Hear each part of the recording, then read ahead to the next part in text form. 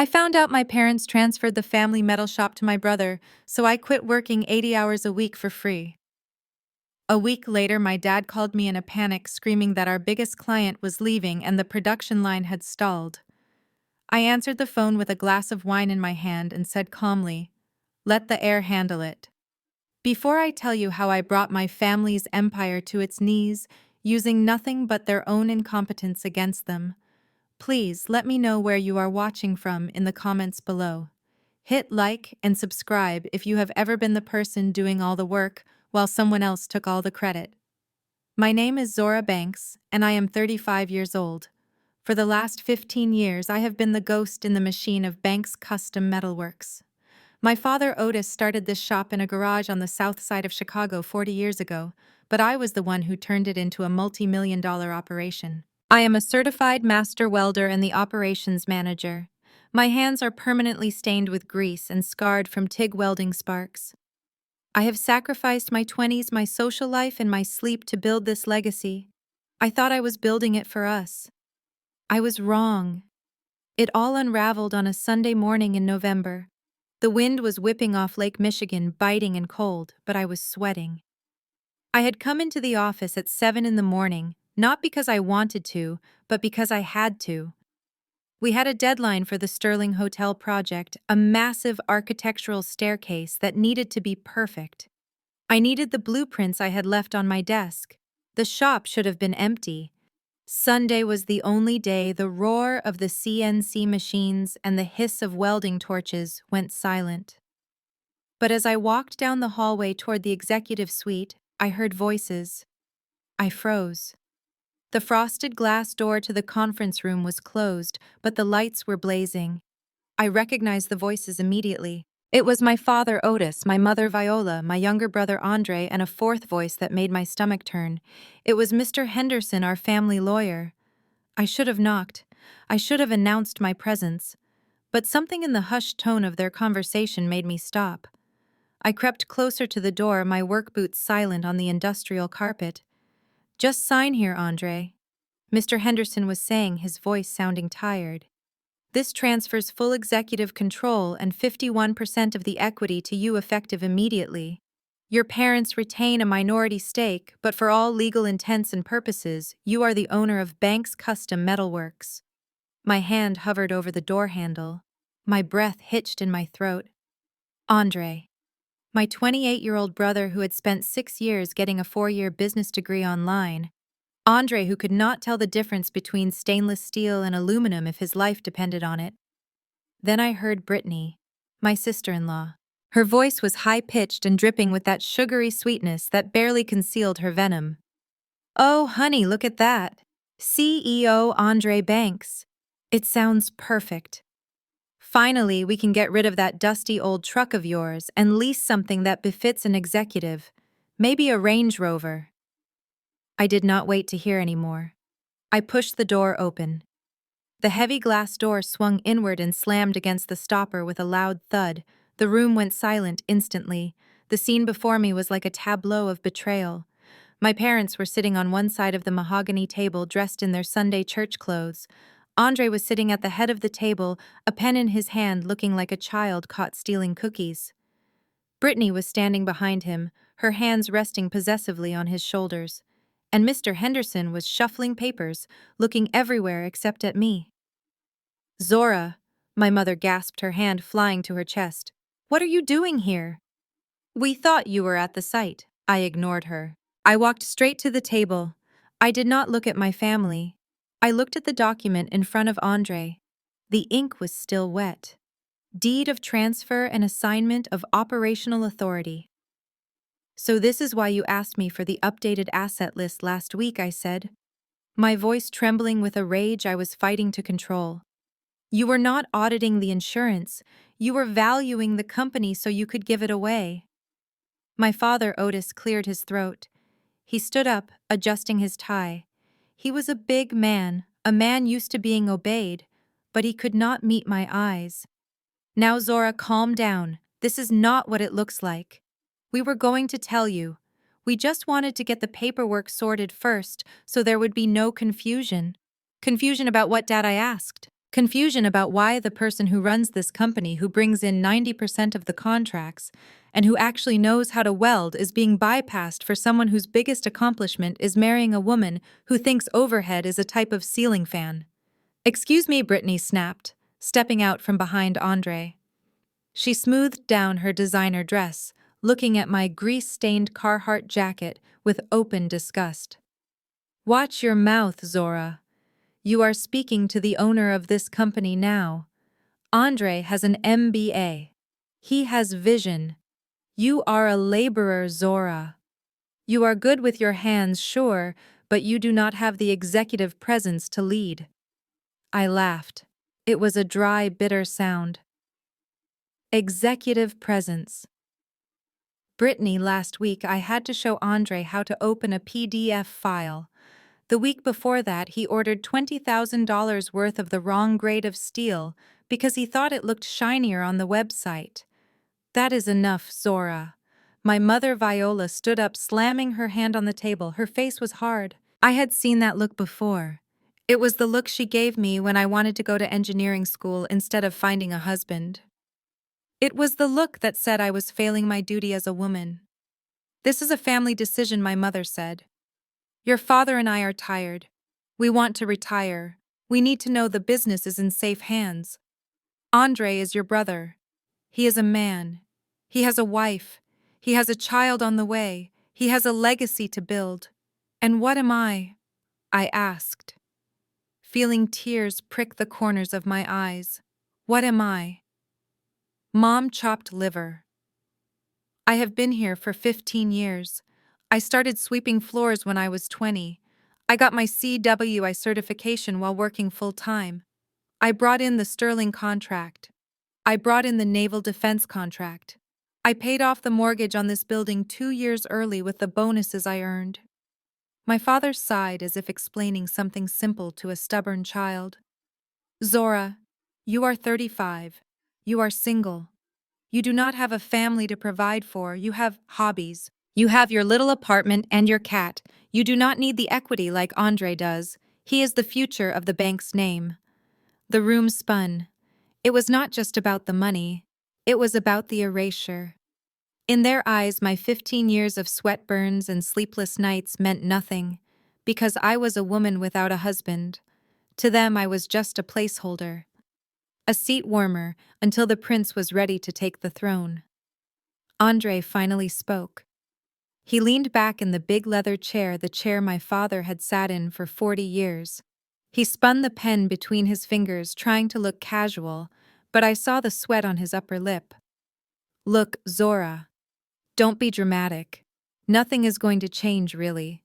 You will still do what you do. You will run the floor. You will manage the guys. I will just be handling the big picture stuff, the finances, the strategy. It takes the pressure off you. You should be thanking us." "Thanking you," I repeated quietly. "Yes." Brittany chimed in, a smug smile spreading across her face. "And honestly, Zora, it is better this way. Imagine if clients saw you running things. No offense, but you always look like you just rolled out from under a truck. It is not exactly the image of a modern multi-million-dollar enterprise." "Andre brings polish." I looked at Mr. Henderson. The lawyer was packing his briefcase, clicking the latches shut with finality. He knew this was wrong. He knew who really ran this place. But he worked for my parents, not me. He gave me a quick, apologetic nod and hurried out of the room, leaving me alone with the wolves. I took a deep breath. The smell of the shop floor oil, metal, and dust wafted in from the hallway. It was the smell of my life, and they were stealing it. But as I looked at them, my anger began to cool into something else. Something harder. Something colder. They thought they were taking a thriving business. They thought they were handing Andre a golden goose. They did not realize that I was the one feeding the goose. I was the one keeping the wolves at bay.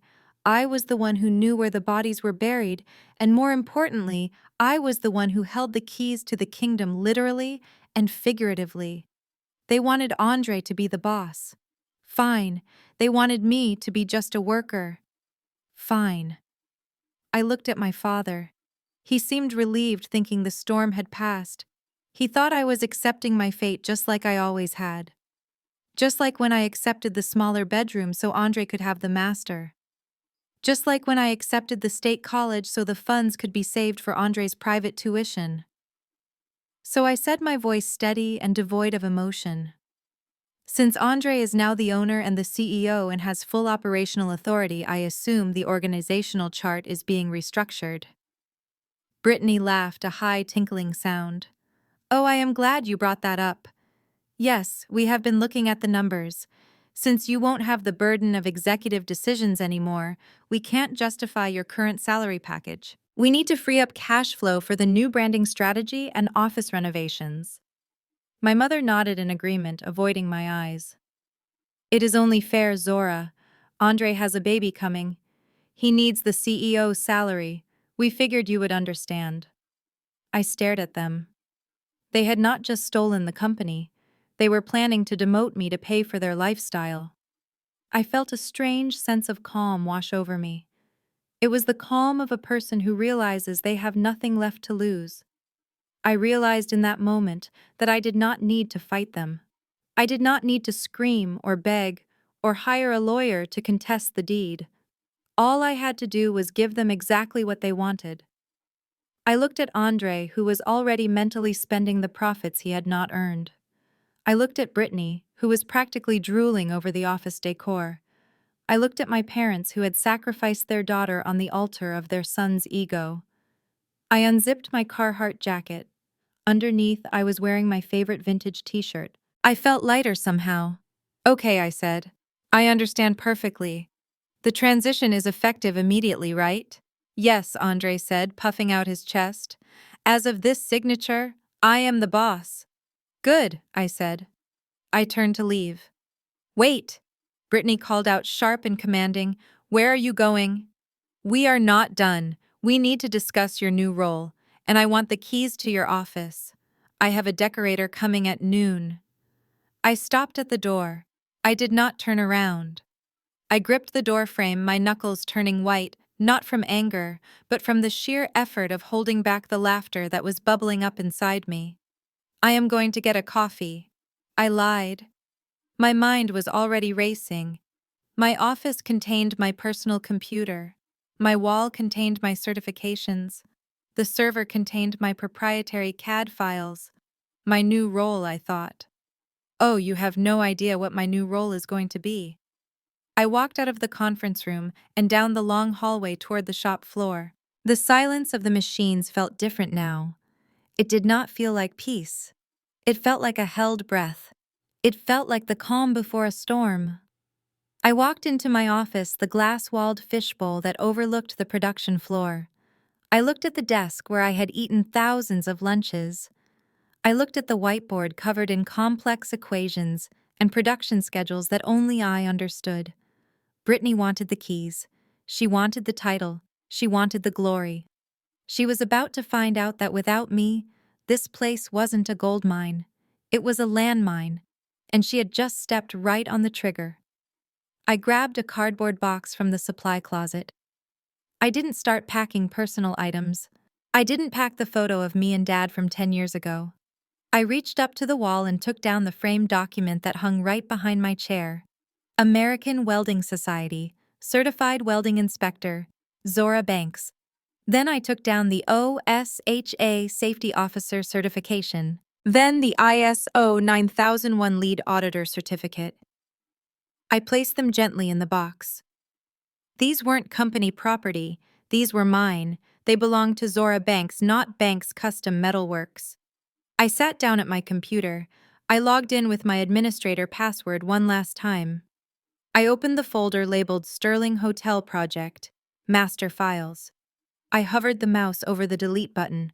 But no, that would be too easy. That would be vandalism. I was not a vandal. I was a professional. Instead, I opened the external hard drive I kept in my safe.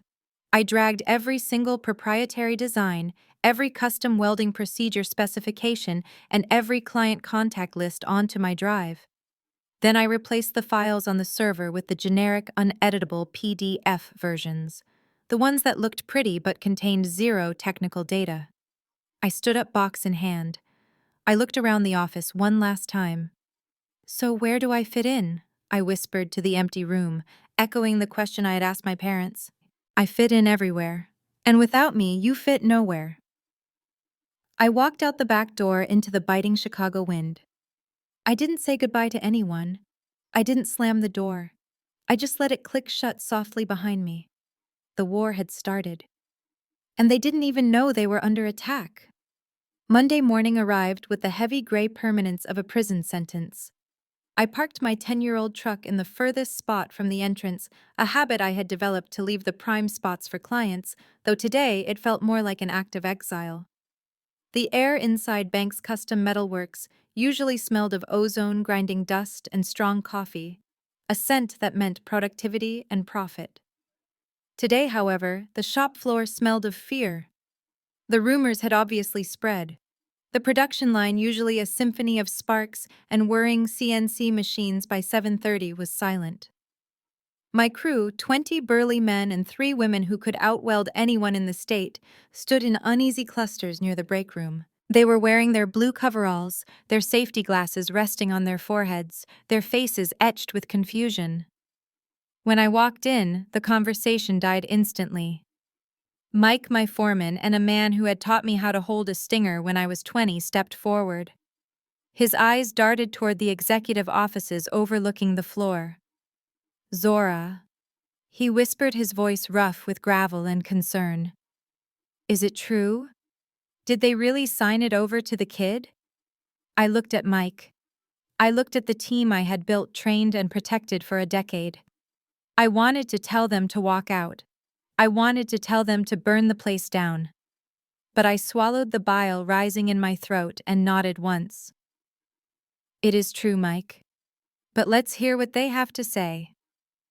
As if on cue, the door to the executive suite swung open. My brother Andre stepped out onto the metal grating of the mezzanine platform that overlooked the shop floor. If the situation weren't so dire, I would have laughed. In a shop where steel filings ruined shoes in a week and grease stained everything.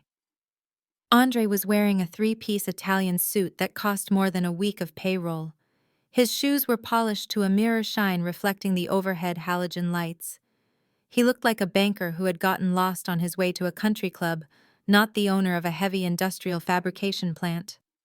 Behind him stood my parents Otis and Viola, looking down at the workers like benevolent monarchs greeting their subjects. And beside Andre, clinging to his arm like a decorative accessory, was Brittany. She was wearing a white dress, a choice so impractical for a metal shop that it bordered on insanity. "Everyone gather round," Andre's voice boomed over the PA system, cracking slightly on the high notes. "We have some exciting announcements regarding the future of Banks Custom Metalworks." The crew shuffled forward, their steel-toed boots clanking on the concrete. I stood at the back, leaning against a support column, my arms crossed over my chest. I felt like a ghost attending my own funeral. Andre gripped the railing, flashing a smile that didn't reach his eyes. "As you all know, my parents founded this company with blood, sweat, and tears. But the market is changing. To survive, we need to modernize. We need fresh leadership. That is why, effective immediately, I am assuming the role of Chief Executive Officer." There was a smattering of polite applause, mostly initiated by my mother. The workers remained silent, their eyes shifting nervously to me. "With this new leadership comes a new structure." Andre continued, his gaze finally finding me in the back of the room. He cleared his throat, adjusting his silk tie. "We need to streamline our operations. We need to cut the fat and focus on efficiency. Therefore, we are eliminating the position of operations manager." A murmur ran through the crowd. Mike took a step forward, his fists clenching, but I caught his eye and shook my head slightly. "Don't," I mouthed. "Not yet." "Zora Banks," Andre said, saying my name as if it were a bad taste in his mouth, "will be transitioning to a new role that better suits the company's current needs. She will be taking over as the warehouse inventory lead." The silence that followed was absolute. It was a demotion so staggering it felt physical. He was taking me from running the entire floor, managing multi-million-dollar contracts, and overseeing quality control to counting nuts and bolts in the back room. And Andre added, his voice gaining strength as he delivered the final blow. Commensurate with this change in responsibility, her compensation package will be adjusted to reflect market rates for a warehouse supervisor. Her new salary will be $45,000 per year. 45,000. I felt the blood drain from my face. I had been making $95,000, a salary that was already below market rate for a master welder and operations manager, but one I had accepted because this was a family business. I had sacrificed raises to keep the company afloat during lean years. I had worked 80-hour weeks for no overtime. And now they were cutting my pay by more than half. They were offering me a wage that barely covered my rent and student loans for a job an intern could do. Any questions, Andre asked, daring anyone to challenge him. Silence. Great. Let's get to work. The new era begins now. He turned and marched back into the office, his entourage following him. The meeting was over. The humiliation was complete. Mike walked over to me, his face red with suppressed rage. Zora, you can't be serious. Inventory lead. That is an insult. You are the only one certified to inspect the structural welds. You are the only one who knows the code for the Sterling project. If you go to the warehouse, who runs the floor? I looked at Mike, and for the first time that morning, a genuine smile touched my lips. It was a cold smile, sharp as a razor. That sounds like a management problem, Mike, and as I have just been informed, I am no longer management. I pushed off the pillar. Excuse me, Mike, I have to go report to my new station, but first I need to clean out my office. I walked up the metal stairs to the mezzanine. My office was the glass-walled room right next to the main executive suite. I had designed it myself, ensuring I had a clear line of sight to every welding bay on the floor. It was my command center. It was where I had spent nights sleeping on a cot during rush orders. It was where I had drafted the blueprints that saved the company from bankruptcy in 2008. When I reached the door, I found it already open. Brittany was inside. She was standing in the middle of the room, holding a swatch of fabric against the wall. She spun around when I entered, a look of faux surprise on her face. "Oh, Zora," she said, her voice dripping with condescension. "I didn't think you would be coming up here. I thought you would be heading straight to the warehouse, to count things." I stepped inside. The room, usually organized with military precision, was in chaos. My files were swept off the desk into a pile on the floor. My ergonomic chair, which I had paid for myself, was pushed into a corner. "Get out of my office, Brittany," I said, my voice low and dangerous. "Your office." She laughed, a high-pitched sound that grated on my nerves. "Oh, honey, didn't Andre tell you? This isn't an office anymore. This is going to be the HR director's suite, and also a wellness room. I need a place to nap and meditate. Being an executive wife and director of human resources is exhausting work." "Director of HR," I repeated, staring at her. "You have a degree in art history, Brittany. You have never hired anyone in your life. You think FMLA is a radio station?" She narrowed her eyes, stepping closer to me. The sickly sweet facade dropped, revealing the arrogance underneath. "Watch your tone, warehouse girl. I am your boss now. And frankly, this room needs a complete overhaul. It smells like grease and sweat and desperation. It is so masculine, so aggressive. We need to soften the energy in here." "Feng shui, Zora. You wouldn't understand." She walked over to my desk and picked up a cardboard box that had been sitting there. It was a flimsy, used packing box. She shoved it toward me hard enough that the corner dug into my ribs. "Here," she said. "Pack your trash. I have a decorator coming at 11. I want this personal clutter gone. The pictures, the little trinkets, those ugly certificates on the wall. Take it all. I want this space empty and neutral." I looked down at the box, then up at her. She was smirking, waiting for me to explode. She wanted me to scream. She wanted me to cry. She wanted me to give her a reason to fire me for cause so they wouldn't have to pay unemployment. But I wasn't going to give her that satisfaction. Not today. I looked at the wall behind my desk. There, framed in simple black wood, were the documents that gave this company its legitimacy: my certified welding inspector license, my OSHA 30-hour safety certification, the ISO 9001 lead auditor credential, the state license for structural steel fabrication. Every single one of them had my name on it. Zora Banks. Not Otis Banks. Not Andre Banks. Me. Without those pieces of paper, this shop was just a building full of expensive metal. Without those certificates, we couldn't legally bid on government contracts. We couldn't sign off on structural beams. We couldn't even inspect our own work. Brittany thought they were just ugly decorations.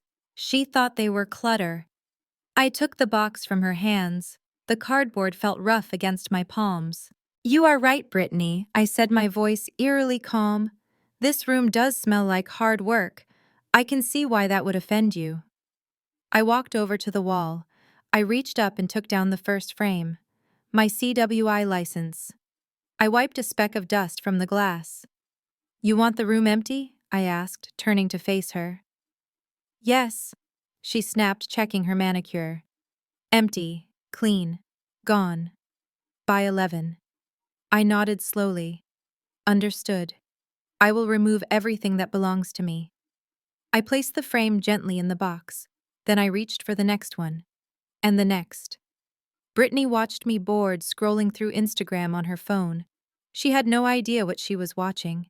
She thought she was watching a defeated woman packing up her sad little life. She didn't realize she was watching the foundation of the company being dismantled brick by brick.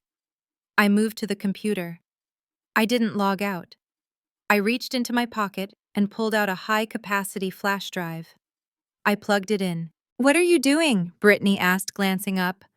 "Just getting my personal contacts," I said. "You know, family photos, recipes." She rolled her eyes.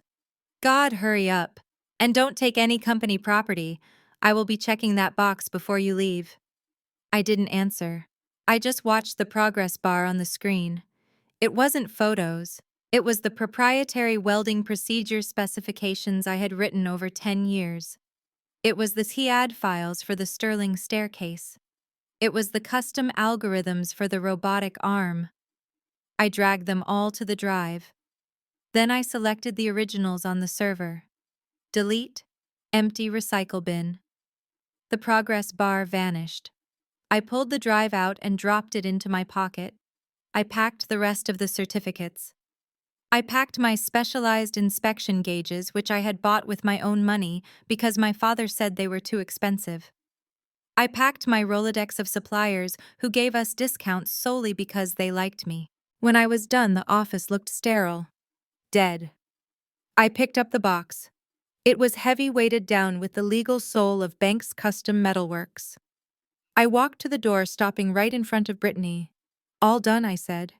"It is all yours. The room is empty." She smirked, looking around the bare walls. "Much better. Now get down to the warehouse. Andre says there is a shipment of bolts that needs sorting." I walked out carrying my box. I didn't go to the warehouse. I walked straight to the time clock. I punched out. It was 10:30 in the morning. I walked out the side door into the biting wind. I threw the box into the passenger seat of my truck. I climbed in, started the engine, and looked back at the building one last time. They wanted me to be a warehouse worker. They wanted to pay me $45,000. I put the truck in gear. "Let's see how much a warehouse worker charges to save a $2 million contract," I whispered to myself. I drove away, leaving the gate open behind me. The countdown had begun. The cardboard box sat on my desk like an open mouth waiting to be fed. Brittany had called my career clutter, but as I looked at the items on the walls, I saw the structural integrity of the entire business. I reached for the frame closest to the door. It was my certified welding inspector license from the American Welding Society. I remembered the day I earned it.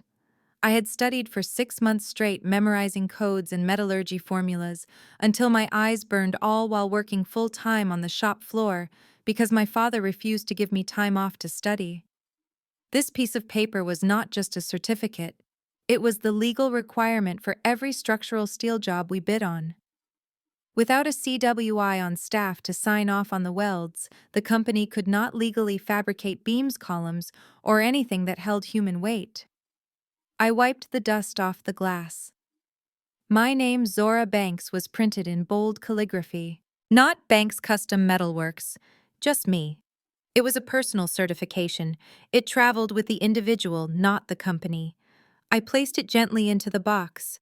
Next to it hung my OSHA 30-hour safety credential for general industry.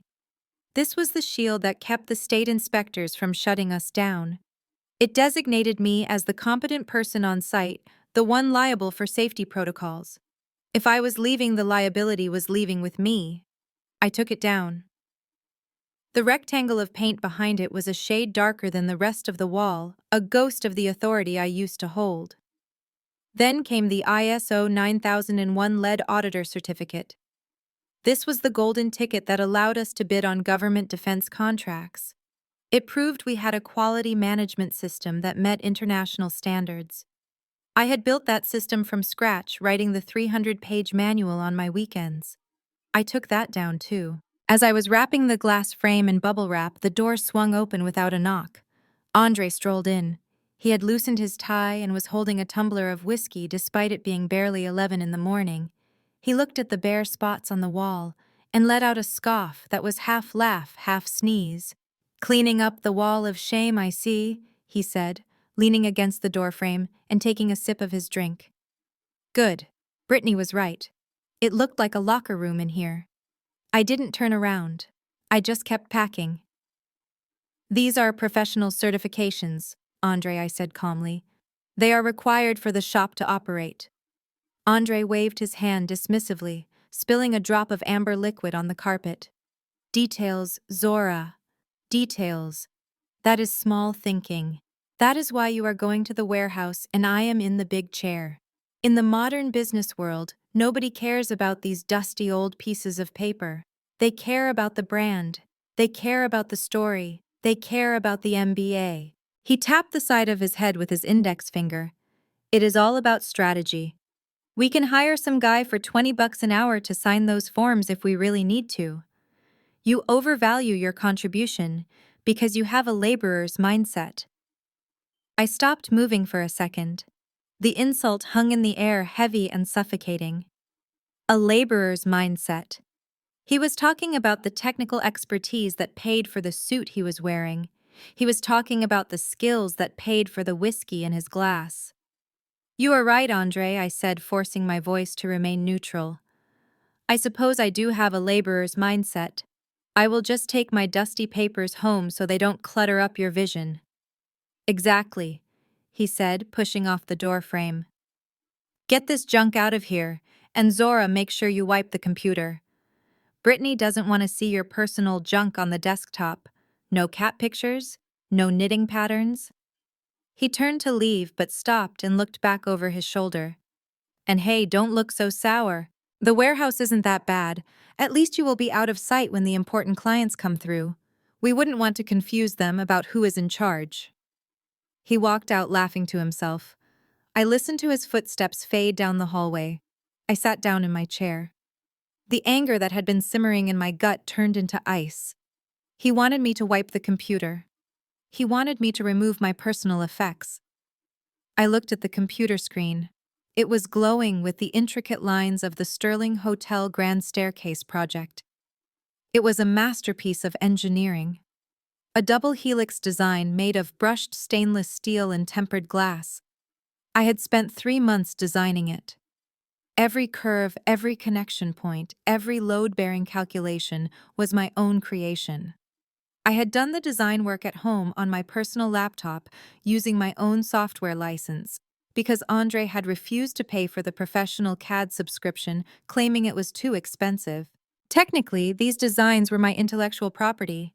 I had never signed an employment contract assigning my inventions to the company because my father didn't believe in contracts between family. Andre wanted me to wipe the computer. He wanted the cat pictures gone. I minimized the email window and opened the main server drive. I navigated to the folder labeled Active Projects. Inside were the source files for everything currently in production. the DWG files, the DXF files. These were the living, breathing DNA of our products. These files told the CNC laser cutters exactly where to cut. They told the robotic arm exactly how to move. If you wanted to change a dimension by even a millimeter, you needed these files. Next to them were the PDF files. The PDFs were just pictures. They were flat, dumb images. You could look at them, you could print them, but you couldn't feed them into a machine. You couldn't edit them without redrawing the entire project from scratch. I created a new folder on my external hard drive. I named it Zora Personal IP. I selected the Sterling Staircase source files. Drag and drop. I selected the Naval Base Security Gate source files. Drag and drop. I selected the custom tooling algorithms I had written for the press break. Drag and drop. I watched the progress bar move. It was the only thing moving in the room. Outside the glass, the shop floor was humming along, unaware that its brain was being lobotomized. When the transfer was complete, I looked at the server folder. It was still full of files. I highlighted all the source files, the ones that actually made the machines work. I hit the delete key. "Are you sure you want to delete these 45 items?" the computer asked. I thought about Andre's whiskey. I thought about Brittany's decorator. I thought about my father telling me I was just a seat warmer. "Yes," I whispered. "I am sure." I clicked yes. Then I went to the recycle bin and emptied it. Now only the PDFs remained. To the untrained eye, the folder looked exactly the same. The drawings were there, the project names were there, but it was a facade. It was like a car with a beautiful paint job and no engine. If Andre wanted to change the height of a railing on the Sterling project, he wouldn't be able to just click and drag. He would have to hire an engineer to redraw the entire thing from zero. And considering Andre thought a caliper was a type of sea creature, I doubted he would figure that out, until it was far too late. I spent the next 4 hours methodically sanitizing the digital footprint of my existence. I removed my custom spreadsheet macros that calculated material waste. I deleted the vendor contact database I had built over 15 years, leaving only the generic main line numbers that went to automated voicemails. I removed the password autofill for the supplier portals. By the time I was finished, the computer was a blank slate. It was exactly what they wanted: clean, efficient, devoid of Zora. I glanced at the clock on the wall. It was 4:59. Usually I stayed until 7 or 8 at night. I would walk the floor, check the night shift setup, and prepare the schedules for the next day. I lived for this place, but I wasn't the operations manager anymore. I was the inventory lead, and shift work ended strictly at 5. I stood up and put on my jacket. I picked up the box containing my certificates. It felt lighter now, or maybe I was just stronger. I walked out of the office and locked the door. I wouldn't need to go back in there. As I walked across the mezzanine catwalk, I looked down at the shop floor. The day shift crew was starting to clean up. Sparks were dying down. The crane was parking in its bay. Mike looked up and saw me. He did a double take, checking his watch. He looked confused. He had never seen me leave while the machines were still warm. He jogged over to the bottom of the stairs as I descended. "Zora," he asked, wiping his hands on a rag. "You heading out? We have a problem with the press brake on line 3. The tolerance is off by a 16th. I need you to look at it." I stopped on the bottom step. I looked at Mike, a man I respected more than my own brother. I felt a twinge of guilt, but I pushed it down. I couldn't save them anymore. Saving them meant enabling the people who were destroying me. "I can't help you, Mike," I said, my voice steady. "What do you mean?" he asked, frowning. "It is a simple fix for you. You just need to adjust the back gauge." I shook my head. "That sounds like an operational issue, Mike. I am just the inventory lead now. Press brake calibration isn't in my job description. You should ask Andre. Or better yet, ask Brittany. I hear she is great at feng shui. Maybe she can rearrange the machine's energy." Mike stared at me, his mouth slightly open. He looked from me to the darkened executive office where Andre was probably pouring his third drink. "You are leaving?" Mike said, realizing the gravity of the situation. You are actually leaving at 5. I checked my watch. It was 5 o'clock on the dot. My shift is over, I said. I am just following orders, cutting costs, eliminating overtime. I adjusted the box in my arms. Good luck with the press break, Mike. I walked past him toward the exit. I could feel the eyes of the entire crew on my back. They weren't judging me. They were witnessing the beginning of the end, even if they didn't fully understand it yet. I pushed open the heavy steel door and stepped out into the parking lot. The cold air hit my face crisp and clean. I didn't look back. I didn't hesitate. I climbed into my truck and placed the box on the passenger seat. As I drove out of the gate, I saw the lights of the shop fading in my rearview mirror. For the first time in 15 years, I was going home while the sun was still setting.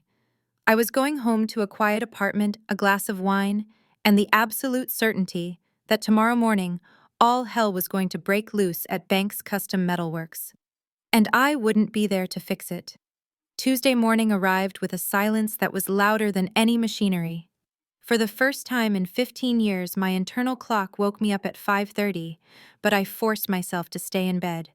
I stared at the ceiling fan, counting the rotations, knowing that 5 miles away, chaos was already brewing. I imagined the scene at Banks Custom Metalworks. The first shift would be clocking in, the air compressors would be humming to life. But the brain of the operation was missing.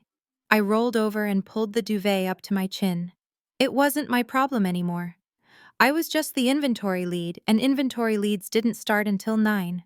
Or maybe I wouldn't go in at all. I had vacation time accrued that they had never paid out. I decided to take a sick day. A mental health day. Back at the shop, the cracks began to show before the coffee had even finished brewing. My phone started vibrating on the nightstand at 7:15. It was Mike. I didn't answer. Then a text from Sarah, the scheduling coordinator. I didn't open it. By 8 o'clock, I had 17 missed calls from the floor.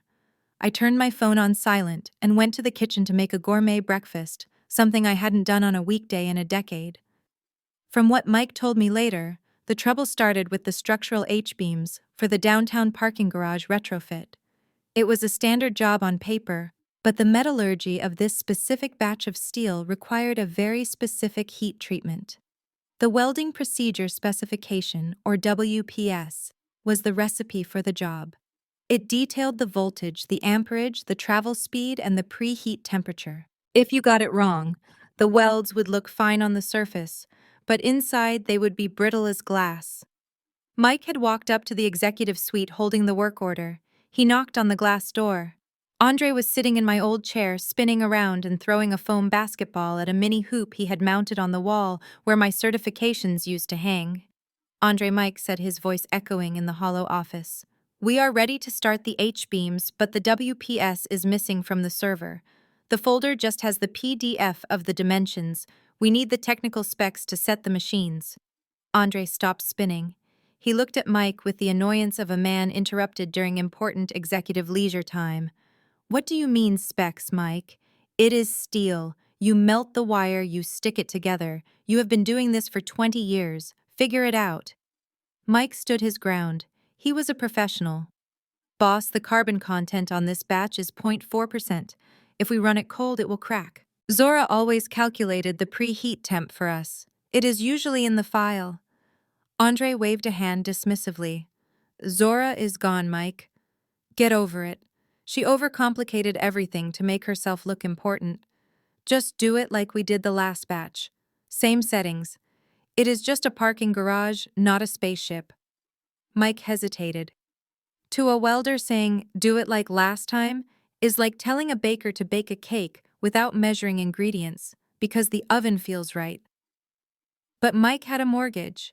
He had 2 kids in college. He looked at the new CEO, who was already looking back at his phone. All right, Mike said. You are the boss. He walked out and told the crew to run the standard settings. They did exactly what they were told. They welded 6 tons of structural steel beams using parameters that were 10% too cold. The beams looked perfect. They were shiny. They were straight. and structurally, they were ticking time bombs. While Andre was busy playing engineering roulette, Brittany was executing her own reign of terror in the front office. Her target was Mrs. Gable, our 60-year-old bookkeeper. Mrs. Gable had been with the company since my father worked out of a garage. She knew every tax loophole, every vendor payment schedule, and most importantly, she knew how to navigate the complex lien waivers required for construction billing. Around 10 o'clock, while I was enjoying a second cup of coffee and watching a cooking show, Brittany marched into the accounting office. She was followed by a young woman who looked like she had just walked off a reality TV set, carrying a toy poodle in a designer bag. Mrs. Gable, Brittany said, clapping her hands together. "We need to have a little chat. We are modernizing the brand. Andre and I feel that the company needs a younger, fresher energy in the front of house." Mrs. Gable adjusted her glasses. "I am the accountant, Brittany. I don't work front of house. I work in the books." Brittany smiled that tight shark-like smile. "Exactly. And the books are so old-fashioned. We are moving to the cloud. My friend Tiffany here is a digital nomad. She is going to take over as Chief Financial Officer." Mrs. Gable looked at Tiffany, who was busy taking a selfie with the filing cabinet. "Does she know how to file a G702 payment application?" Mrs. Gable asked. Brittany rolled her eyes. "Oh my God, stop being so negative. Tiffany has an Instagram following of 50,000 people. She knows business. Pack your things, Mrs. Gable. We will mail your final check." Just like that, 30 years of institutional financial memory walked out the door. Mrs. Gable called me 10 minutes later, crying in her car. "Zora," she sobbed. "They fired me. They gave the bank tokens to a girl who thinks payroll is an app." I listened quietly, sipping my coffee. I felt a pang of guilt, but also a grim satisfaction. "Mrs. Gable," I said gently, "go home. Enjoy your grandchildren. You don't want to be there for what is coming. Trust me, they did you a favor." With Mrs. Gable gone, the financial firewall was down. By Wednesday, Brittany and Tiffany had figured out how to access the operating account. They didn't figure out how to pay the steel suppliers, but they definitely figured out how to order new Herman Miller chairs for the entire executive suite and put a down payment on a company-leased Porsche Cayenne for Andre. The first real tremor of the earthquake hit on Thursday afternoon. It wasn't the big Sterling project yet. It was a smaller order for a local landscaping company. 50 custom wrought iron fence panels. It was a bread and butter job. Simple. Low risk. The delivery truck backed into the loading dock at 3 p.m., usually a time for shipping out, not receiving returns. I was sitting on my couch reading a book when my phone buzzed with a text from one of the guys on the floor. It was a picture. A pile of fence panels dumped on the concrete like scrap metal.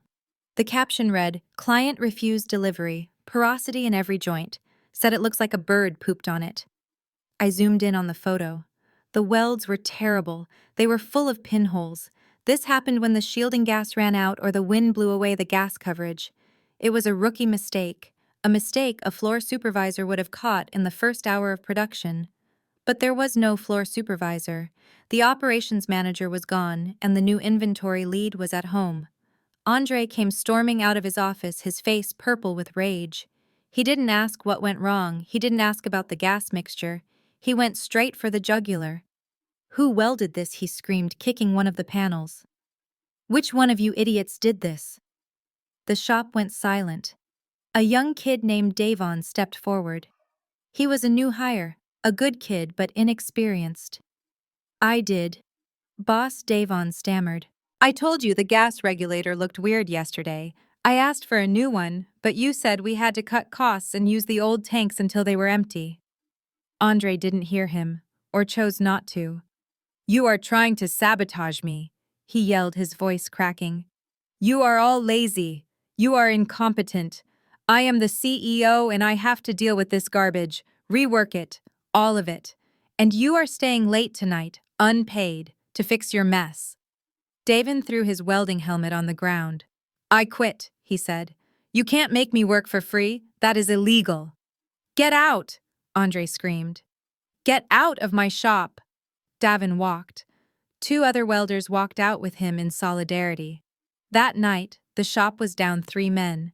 The fence panels were a total loss of $5,000 in materials plus the labor. And the morale was in the toilet. I poured myself a glass of Pinot Noir. The sun was setting, casting a golden glow over my living room. For years, my evenings had been filled with panic attacks and answering emails. Now there was just silence. My phone buzzed again. It was my mother. Zora. "Where are you?" she texted. "Andre says the workers are revolting. He says you sabotaged the machines before you left. You need to come in tomorrow and fix this.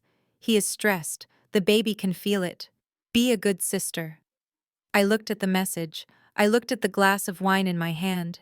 The liquid was a deep, rich red. I didn't reply. I didn't feel angry anymore.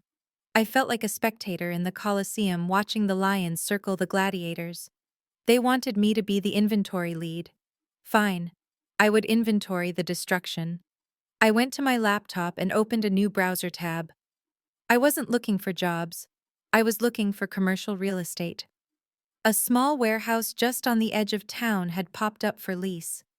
It was small, only 2,000 square feet, a fraction of Bank's custom metalworks. But it had good power supply, and it was available immediately. I filled out the inquiry form. Name, Zora Banks. Company ZB Steel Solutions. I hit send. Let Andre yell.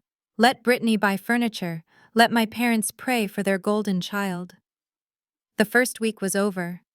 They had lost a bookkeeper, 3 welders, and a $5,000 order. Next week, the Sterling Hotel inspection was scheduled. That was a $2 million contract. I took a sip of wine. Monday was going to be a bloodbath. Monday morning arrived with the inevitability of a freight train. While I sat in my pajamas enjoying a second cup of coffee and the unfamiliar silence of my apartment across town, the stage was set for a disaster of operatic proportions. I knew the schedule better than I knew the lines on my own palms. 10 a.m. was etched into my memory. That was when Mr. Sterling was due to arrive. Mr. Sterling was not just a client. He was an institution. He owned a chain of boutique luxury hotels that spanned from Chicago to Miami, and he was a man who appreciated the poetry of steel. The grand staircase for his new flagship property wasn't just a way to get from the lobby to the mezzanine. It was a sculpture. It was a double helix design 20 feet high, requiring brushed bronze and tempered glass. It was the most complex engineering challenge Banks Custom Metalworks had ever undertaken, and it was my baby. I had spent 4 months calculating the load-bearing curves and the heat stress factors. I could only imagine the scene at the shop. Andre probably thought he could handle Sterling. Andre thought business was just about firm handshakes, expensive suits, and using buzzwords like synergy and scalability. He didn't understand that Mr. Sterling could look at a weld bead and tell you the amperage setting used to create it. According to Mike, who texted me a play-by-play later that evening, Sterling rolled up in his black Bentley, exactly at 10 o'clock. He stepped out onto the gravel lot looking immaculate in a charcoal suit flanked by his lead architect and a structural engineer. This wasn't a social call. This was an inspection milestone. If the steel framework wasn't bent to the precise geometry by today, the entire construction schedule of his hotel would be thrown off. Andre greeted him at the door wearing his new suit, sweating slightly despite the chill in the air. Brittany was there too, wearing heels that clicked loudly on the concrete floor, holding a clipboard that I knew for a fact contained nothing but blank paper. "Welcome, Mr. Sterling." Andre boomed, extending a hand. "Great to see you. We are making fantastic progress. The team is really humming along." Sterling didn't smile. He shook Andre's hand briefly and looked past him, scanning the shop floor. He was looking for me. He was looking for the person who actually spoke his language. "Where is Zora?" Sterling asked, his voice cutting through the noise of the shop. "I had some questions about the radius on the third landing." Andre cleared his throat, a nervous tic he had had since childhood. "Ah, yes. Zora. Well, we have made some management changes. Zora is no longer with the executive team. I have taken over direct supervision of the project to ensure the highest quality. Sterling raised an eyebrow. He looked at Andre, then at Brittany, then back to the shop floor. You let your lead engineer go in the middle of a complex fabrication. She is taking some personal time, Brittany chimed in, flashing her brightest, fakest smile. We wanted to make sure the project didn't suffer from any distractions. But don't worry, Andre has an MBA. He is all over it. Sterling didn't look reassured. He looked like a man who had ordered a steak and been served a rubber boot. He walked past them straight toward the layout table, where the massive steel stringers for the staircase were supposed to be assembled. The stringers were massive curved pieces of steel that formed the backbone of the stairs. Bending them required a process called induction bending, where you heat the metal to a specific temperature and bend it slowly. It requires precise calculations. If you get it wrong, the steel springs back, or worse, it ripples. I had cleared the calculations from the server. Sterling walked up to the steel. It was sitting on the sawhorses. It was straight. It was supposed to be curved. Andre, Sterling said, running a hand along the cold, flat steel. Why is this straight? The schedule said induction bending was completed last Friday. We are supposed to be inspecting the curvature today. Andre froze. He looked at the steel as if seeing it for the first time. He had no idea what induction bending was. He probably thought we just hammered it into shape. Well, Andre stammered, loosening his tie. We decided to let the steel rest. You know, to acclimating to the ambient temperature. For precision. Sterling looked at his architect. The architect shook his head, holding back a laugh. Steel doesn't need to rest, Andre, Sterling said, his voice dropping an octave. It is not a steak, it is metal. If this isn't bent, you are 3 days behind schedule. We can bend it today, Andre said quickly. No problem. We will put the guys on it right now. Double time. Sterling turned to him. Show me the heat maps. The what? Andre asked. The heat maps. Sterling repeated, his patience thinning. The induction heating simulations. The ones Zora showed me last month. I need to verify that the heat distribution won't compromise the tensile strength of the alloy. If you bend this cold, it will snap. Show me the files. Andre looked panic-stricken. Files, computers. He understood computers, or so he thought. Absolutely, Andre said, seizing the lifeline. They are right in the office. Let's go look at the models. They marched up the stairs to the executive suite. My old office. The fishbowl. When they entered, Sterling paused. The room had changed. Gone were the drafting tables and the reference manuals. In their place were a beige love seat, a diffusers puffing out lavender mist, and abstract art that looked like spilled paint. Brittany beamed. We redecorated. We wanted a space that fosters creativity. Sterling ignored her. He walked to the computer desk. Andre sat down, his hands trembling slightly as he grabbed the mouse. He logged in. I can picture it perfectly. He would have opened the Sterling project folder. He would have expected to see the complex file structures, the simulation data, the raw AutoCAD files that contained the mathematical soul of the staircase. Instead, he saw a list of PDFs. PDFs are pictures. They are flat. You cannot rotate them. You cannot run simulations on them. You cannot extract heat map data from them. Andre clicked on a file. A static image of the staircase popped up.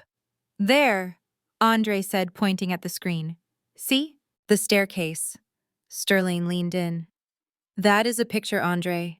I need the DWG file. I need the 3D model. Open the source file. Andre clicked around. He opened subfolders. Empty. He checked the recycling bin. Empty. He checked the recent files list. Errors. Sweat was now running down the back of his neck. It seems to be loading slowly. Andre lied.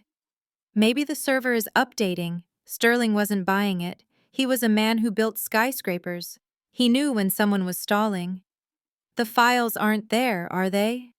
Sterling asked, his voice deadly quiet. Brittany stepped in, sensing her husband was drowning. She placed a manicured hand on Sterling's arm, a move that was entirely inappropriate and desperate. "Mr. Sterling," she said, her voice dropping to a conspiratorial whisper. "Look, I didn't want to say anything, but this is part of the problem we were having with Zora. She was unstable. She was disorganized.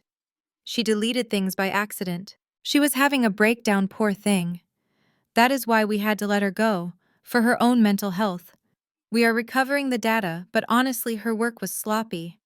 Andre is going to redo it all better." The room went silent. The lavender diffuser hissed softly in the corner. Sterling looked at Brittany's hand on his arm until she removed it. Then he looked at Andre, who was staring at the screen like it was a bomb. "Zora Banks is the best structural fabricator in the Midwest," Sterling said, his voice cold as liquid nitrogen. "I have worked with her for 5 years. She does not make mistakes, and she is certainly not sloppy. If the files are gone, it is because you lost them." He stood up, buttoning his jacket. "I flew my structural engineer in from New York for this meeting," Sterling said. "You have wasted my time. You have wasted my money. And you have unbent steel sitting on your floor 3 weeks before installation." He pulled out his phone. "I am calling Zora." Andre stood up, panic in his eyes. "No, don't bother her. She is in a facility. She can't talk." Sterling ignored him. He dialed my number. He put it on speaker. In my apartment, my phone began to buzz on the coffee table. The screen lit up. "Mr. Sterling, VIP." I looked at it. I took a sip of my coffee. I could pick up. I could tell him I had the files backed up on my external drive. I could tell him I could come in as a consultant and fix the mess. I could save the contract. I could save my parents' house. But then I remembered the meeting last Sunday. I remembered my mother telling me I was just a placeholder. I remembered Andre laughing at my certifications. I remembered Brittany calling my life's work clutter. They wanted to be the bosses. They wanted the glory. Well, heavy is the head that wears the crown. I let it ring. 1 ring, 2 rings, 3 rings.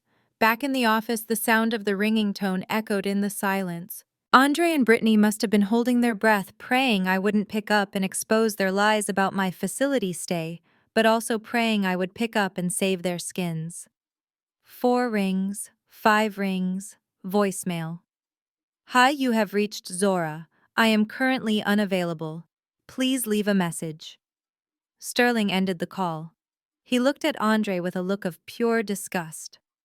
"You have 24 hours," Sterling said, "to find those files, to bend that steel, and to show me a heat map simulation. If you don't, I am activating the penalty clause in the contract, and I will be looking for a new vendor." "But that is impossible," Andre squeaked. "We can't redo the engineering in 24 hours. That sounds like a CEO problem, not a client problem," Sterling said. He walked out.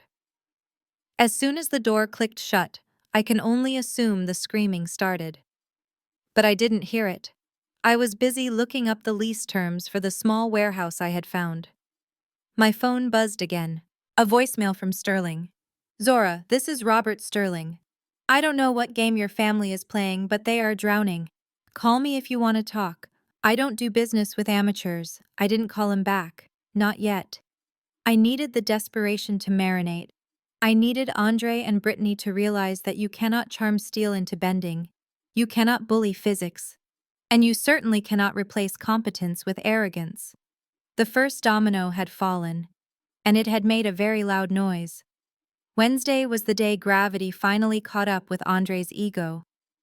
I was sitting in a coffee shop 3 miles away reviewing the lease agreement for my new 2,000 square foot workspace when my phone lit up with a breaking news alert from a local app. It said simply, "Industrial accident at Southside Metal Fabrication Plant." I didn't need to click the link to know which plant it was. I knew exactly what happened, not because I was psychic, but because I knew the laws of physics, and I knew that Andre had fired the people who respected them. According to the police report and the gossip from my old crew, the disaster started at 2 in the afternoon. Andre had been complaining about labor costs, so he had instructed Brittany to hire day laborers from a temp agency to handle material transport. These were guys who had never set foot in a metal shop before. They didn't know the difference between mild steel and tungsten. And they certainly didn't know how to handle compressed gas cylinders. One of the new hires, a kid barely out of high school, was told to move a bank of shielding gas tanks. These are heavy steel cylinders pressurized to 2,000 pounds per square inch. There is a strict protocol for moving them. You never roll them, you never drag them, and you absolutely never move them without the protective steel cap screwed over the valve. I had written that protocol. I had trained every single employee on it for 15 years. But the kid didn't know. And the floor supervisor who would have stopped him had walked out 3 days ago. The kid tried to tilt a tank of argon gas to roll it across the concrete. His hands were greasy because nobody had issued him proper gloves. The tank slipped. It fell over. When a cylinder falls, the brass valve at the top is the weak point. If it snaps off, the tank ceases to be a storage vessel and becomes a torpedo. The valve sheared off.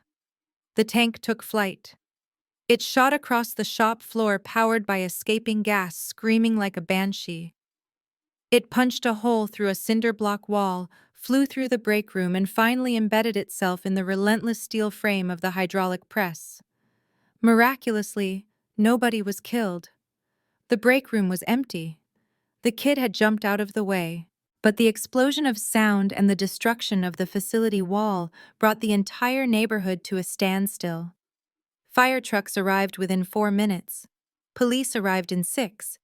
And then 30 minutes later, the white government sedan of the Occupational Safety and Health Administration pulled up. OSHA inspectors do not run. They walk with the terrifying slowness of people who know they have absolute power. I wasn't there to see Andre's face, but Mike told me later it was the color of curdled milk. Andre was standing in the parking lot amidst the flashing lights of the fire trucks, trying to explain to a fire marshal that it was just a little mishap. Then the OSHA inspector approached. His name was Officer Miller. I knew him. He was a strict man, a man who measured safety railings to the millimeter. He had inspected us 3 years ago and gave us a perfect score because I walked him through every protocol myself. He didn't look happy to be back. "Who is the person in charge here?" Miller asked, holding a clipboard that looked like a weapon. Andre stepped forward, adjusting his suit jacket, which was now covered in drywall dust. "I am Andre Banks, CEO." Miller didn't shake his hand. He looked at the hole in the wall. He looked at the shattered remains of the gas cylinder. Then he looked at the terrified temp worker sitting in the back of an ambulance. "Mr. Banks," Miller said, his voice flat, "this is a catastrophic failure of safety protocol. I need to see your hazard communication logs, your training records for that employee, and I need to speak to your designated safety officer immediately." Andre blinked. "Safety officer? Well, that would be me. As CEO, I oversee everything." Miller narrowed his eyes. He flipped through the pages on his clipboard.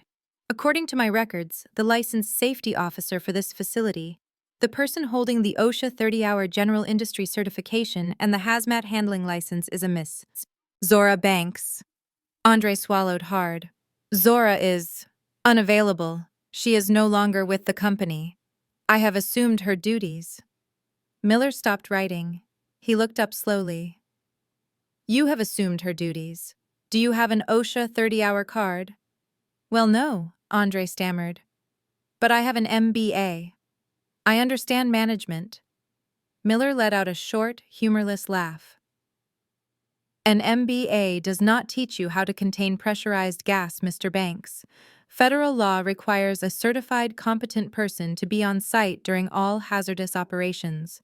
You just told me you fired your competent person and replaced her with yourself, an unlicensed, untrained individual." Brittany tried to intervene. She stepped up, flashing a smile that was completely out of place in a disaster zone. "Officer, surely we can work this out. It was just an accident. The employee was clumsy. We shouldn't be punished for his mistake."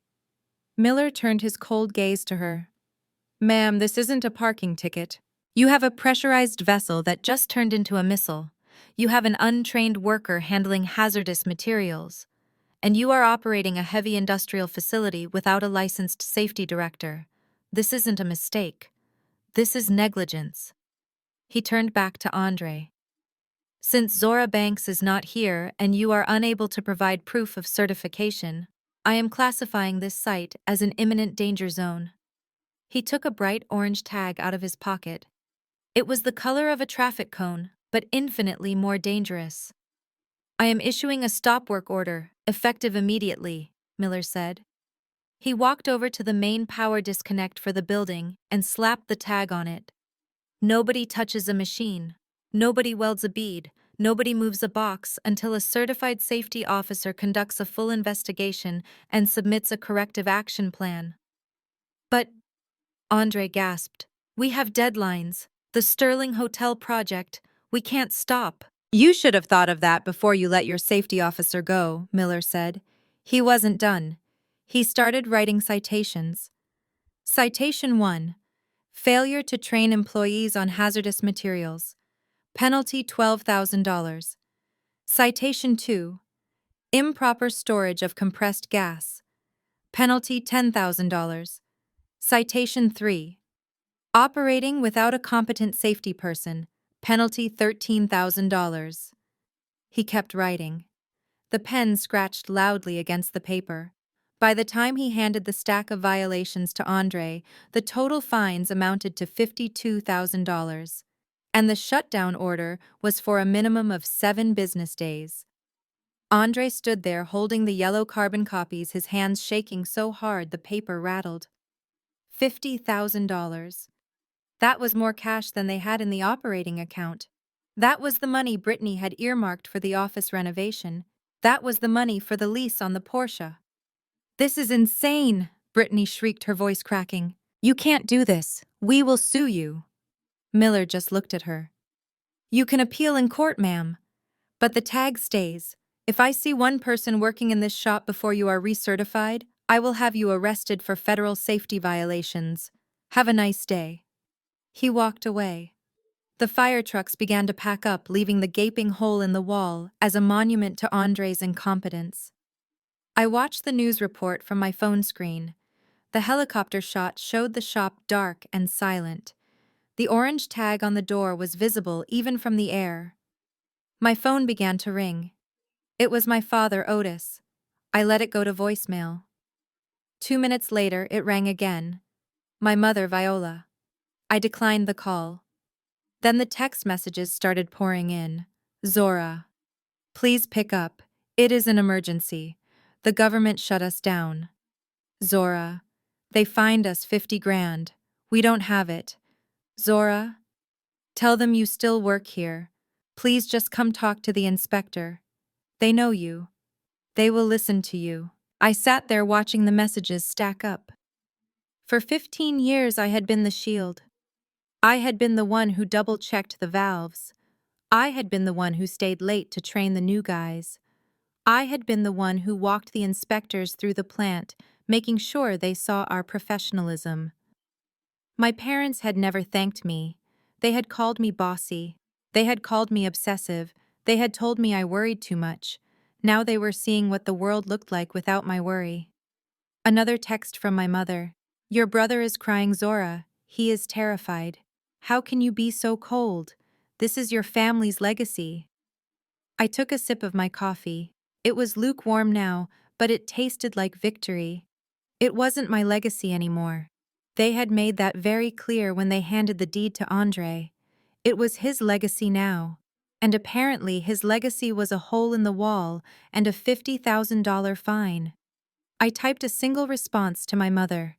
It was the first time I had replied in 4 days. I sent her the contact information for a freelance safety consultant I knew, a man who charged $300 an hour. Then I blocked her number for the night. I had a warehouse to lease. I had equipment to order. I had a business to build. And unlike banks' custom metalworks, my business was going to be safe. It was going to be legal. And it was going to be mine. The phone vibrating on my coffee table sounded like an angry hornet trapped in a jar. It was my father, Otis, calling for the 5th time in 10 minutes. I watched the screen light up and fade to black, only to light up again 3 seconds later. I sat there in the dim light of my apartment, looking at the name on the screen. Dad. A word that used to mean safety and strength, but now just meant disappointment. I took a long, slow sip of my wine. The heavy tannins of the Pinot Noir coated my tongue, grounding me. I knew I didn't have to answer. I was not an employee. I was not a partner. According to the paperwork they had so eagerly signed, I was nothing. But a small part of me, the part that had spent 35 years trying to earn his approval, needed to hear it. I needed to hear him admit that he was wrong. I needed to hear him realize that his golden son had led them off a cliff. I reached out and tapped the green accept button. I didn't say hello. I didn't say a word. I just held the phone to my ear and waited. You ungrateful little traitor. My father's voice exploded through the speaker so loud I had to pull the phone away from my ear. He wasn't crying. He wasn't apologizing. He was screaming. It was a guttural, raw sound of a man who had lost control and was looking for someone to blame. You want to kill us, is that it, Zora? You want to see your mother on the street. You want to see your brother in jail. Is this how you repay us for raising you, for putting a roof over your head? I sat the wine glass down gently on a coaster. The calmness in my voice surprised even me. It was the calm of a surgeon standing over a patient who refused to take their medicine. I am not doing anything, Dad, I said softly. I am sitting in my living room. I am minding my own business. You are the ones running the shop, or at least trying to. Don't play dumb with me, he roared. The inspector just left Zora. He slapped a $50,000 fine on us. He shut down the power. He said we are operating illegally because the safety officer is missing. Bring the papers back, Zora. Bring them back tonight. I let out a sigh that rattled in my chest. He still didn't get it. He truly believed that the certifications were just pieces of paper like a deed or a receipt. He thought they were property that belonged to the building, not proofs of competence that belonged to the human being. Dad listened to me very carefully, I said, speaking slowly as if to a child. I cannot bring the papers back because the papers are useless without me. Those certificates are issued to Zora Banks, not to Banks Custom Metalworks. They certify that I have passed the exams, that I have the hours, that I know the codes. I don't care about the technicalities. He interrupted, his voice shaking with rage. Just give them to Andre. Sign them over. Write a letter. Do whatever you have to do to get that orange tag off the door. We have the sterling deadline in 4 days. If we don't restart production tomorrow, we lose everything. I leaned back in my sofa, closing my eyes. The level of delusion was breathtaking. I can't sign them over, Dad, I said, my voice hardening. That is not how it works. You can't sign over a medical license. You can't sign over a driver's license. Andre is the CEO now. If he wants to be the safety officer, he needs to do the work. What work? Otis scoffed. It is just common sense. Andre has common sense. It is not common sense, Dad. It is federal law. If Andre wants those certifications, he needs to log 4 years of documented field experience. Then, he needs to take a 30-hour course. Then he needs to pass a 200-question exam that covers chemical hygiene, confined space entry, and electrical lockout-tagout procedures. I paused, letting the timeline sink in. So if he starts tomorrow and passes everything on the first try, he should be legally allowed to reopen the shop sometime in 2029. There was a silence on the other end of the line, a heavy, suffocating silence. I could hear his breathing, ragged and shallow. I could hear the background noise of the shop, the shouts of confusion, the beep of a forklift backing up in the yard. For a second, I thought maybe he understood. Maybe the reality of what they had done was finally breaking through the wall of his pride. But then I heard a scuffle, a sharp voice, and then the phone was snatched away. You represent everything that is wrong with women today, Zora. It was Brittany. Her voice was shrill, piercing through the speaker like an ice pick. She wasn't hysterical like my father. She was vicious. Excuse me, I said, opening my eyes. You heard me, Brittany spat. You are selfish, you are bitter, and you are jealous. That is what this is really about, isn't it?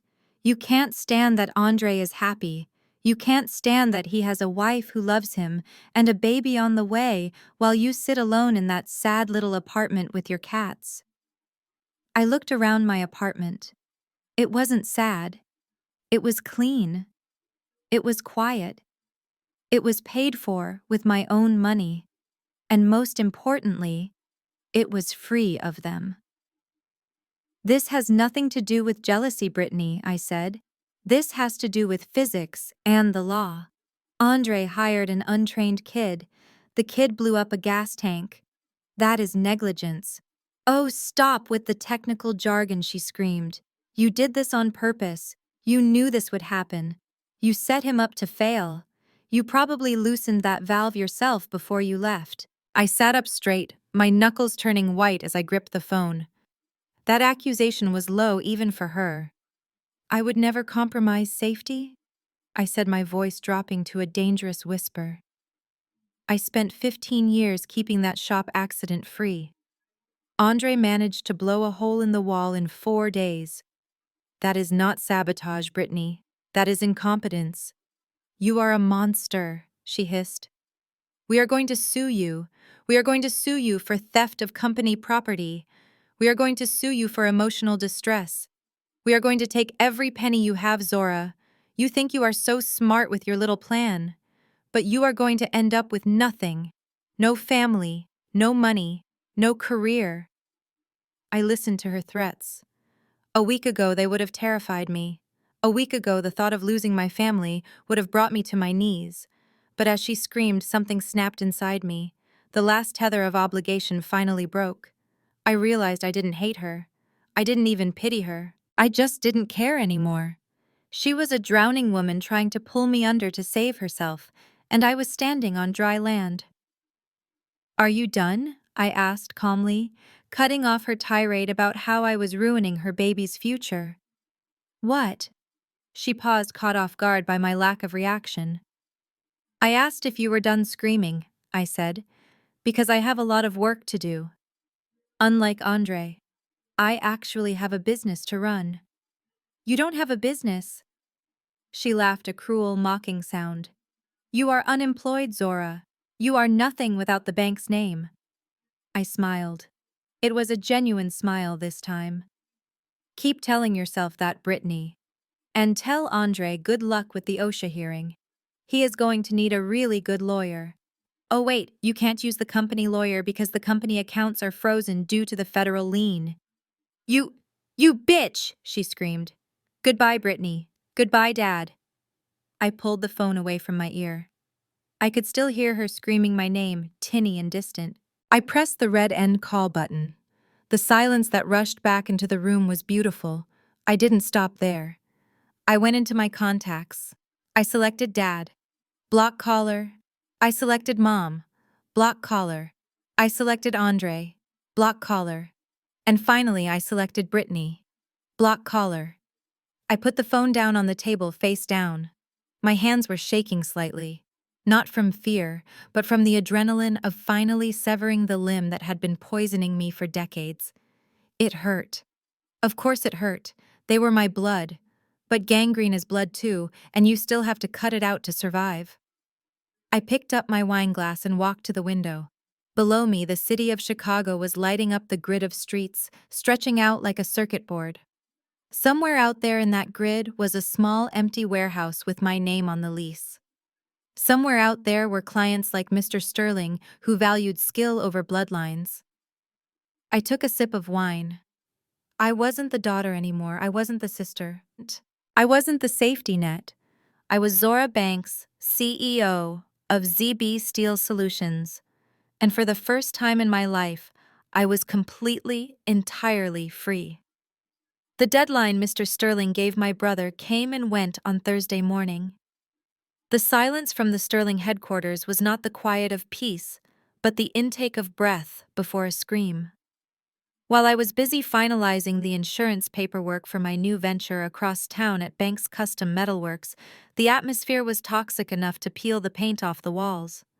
According to Mike, who was still unfortunately employed there for another few days, the executioner arrived at 10 o'clock sharp on Friday. It wasn't Mr. Sterling himself. Men like Robert Sterling do not deliver bad news in person. They hire professionals for that. A process server in a nondescript sedan walked past the orange OSHA warning tag on the door, walked past the silent machines, and walked straight into the executive suite.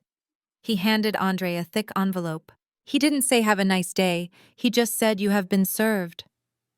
Andre opened the packet in front of my parents and Brittany. Inside was a lawsuit filed in the Superior Court.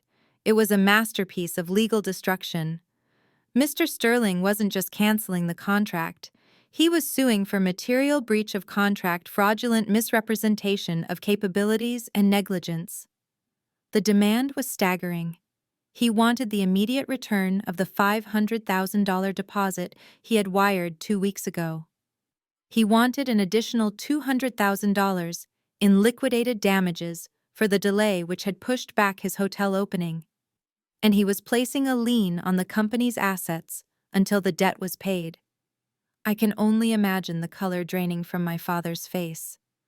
Otis Banks had spent 40 years building a reputation for handshake deals and honest work. Now, in less than 2 weeks of his son's leadership, the company was being sued for fraud. But the real horror wasn't the lawsuit itself, it was the math. Otis turned to Andre, his voice shaking. "It is okay, son. It is a disaster, but we can fix it. We just need to wire the deposit back. We haven't spent the material money yet because we haven't ordered the steel. Just send him the $500,000 back, and we will beg for a payment plan on the damages." Andre looked at the floor. He didn't move toward the computer. Otis slammed his hand on the table. "Andre, I said log into the operating account and wire the money. We need to stop the bleeding before they freeze our assets." Andre looked up, his eyes wild with panic. He looked at Brittany, who was sitting in the corner nervously picking at a loose thread on her designer dress. We can't wire it back, Dad," Andre whispered. "Why not?" Otis demanded. "Because the account is overdrawn," Andre said. The silence that followed must have been deafening. "Overdrawn, my mother?" Viola asked, her voice trembling. "How can it be overdrawn? There was $600,000 in cash in that account 10 days ago. The Sterling deposit plus the reserve operating capital. Zora left us with a healthy balance." Andre didn't answer. He just pointed a shaking finger at his wife. "Ask the CFO. Ask Brittany." All eyes turned to Brittany. She stood up, smoothing her skirt, trying to summon the arrogance that had served her so well until this moment. "Don't look at me like that," she snapped. "I made executive decisions. We needed to rebrand. We needed to look successful to attract high-end clients." Otis walked over to the computer and shoved Andre out of the chair. He logged into the bank portal, his password fingers fumbling. When the screen loaded, I imagine he felt like he was having a heart attack. The balance was negative $4,000. Otis began to read the transaction history out loud, his voice rising with every line item. $11,000 to Herman Miller Office Solutions. $8,000 to Luxury Imports of Chicago for a lease down payment. $4,000 to Tiffany Styles Consulting. $15,000 to Nordstrom Personal Shopper Services. He scrolled down. The list went on and on. Expensive dinners. A corporate retreat booking to Cabo San Lucas that hadn't even happened yet. New MacBooks for everyone, including Brittany's friend. "You spent it all," Otis whispered, turning to look at his daughter-in-law. "You spent the client's deposit. That is embezzlement, Brittany. That is not rebranding. That is a felony." Brittany crossed her arms. I did it for us. You can't expect Andre to be a CEO driving a truck. Image is everything. Besides, we were going to make it back once the Sterling project paid out. Zora is the one who ruined it by deleting the files. This is her fault. My mother Viola, who had defended Brittany for years, who had pushed me aside to welcome this woman into the family, finally snapped. She walked over and slapped the table. Zora didn't force you to buy $5,000 worth of handbags on the company card, Brittany. You stole from us. You stole from the Sterling deposit. Andre stood up then. The pressure was finally too much.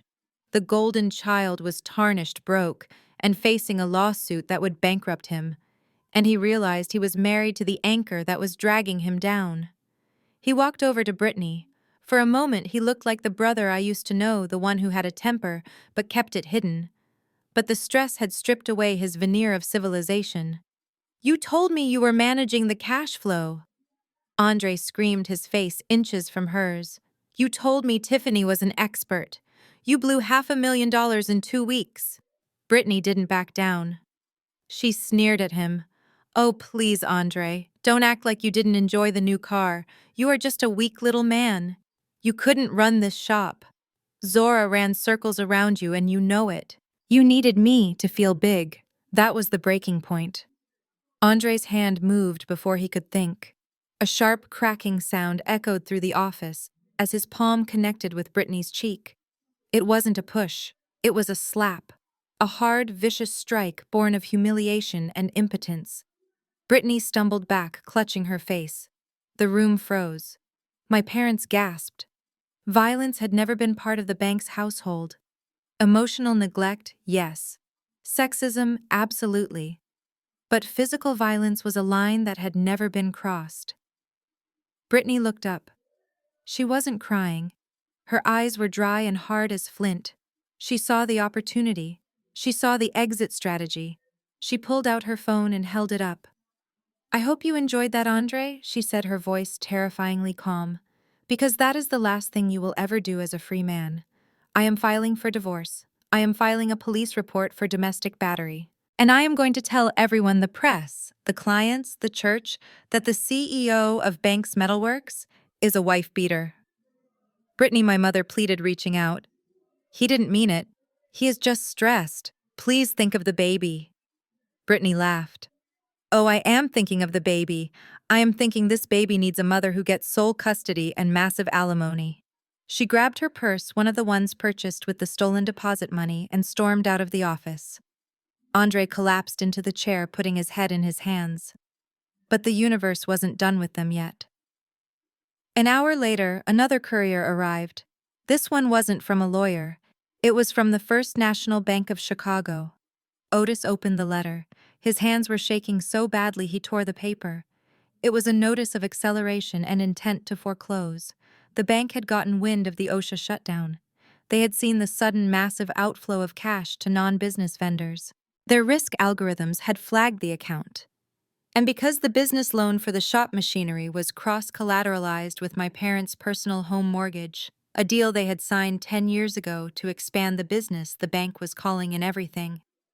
Because the business was now technically in default due to the cessation of operations and the lawsuit, the bank was exercising its right to seize assets.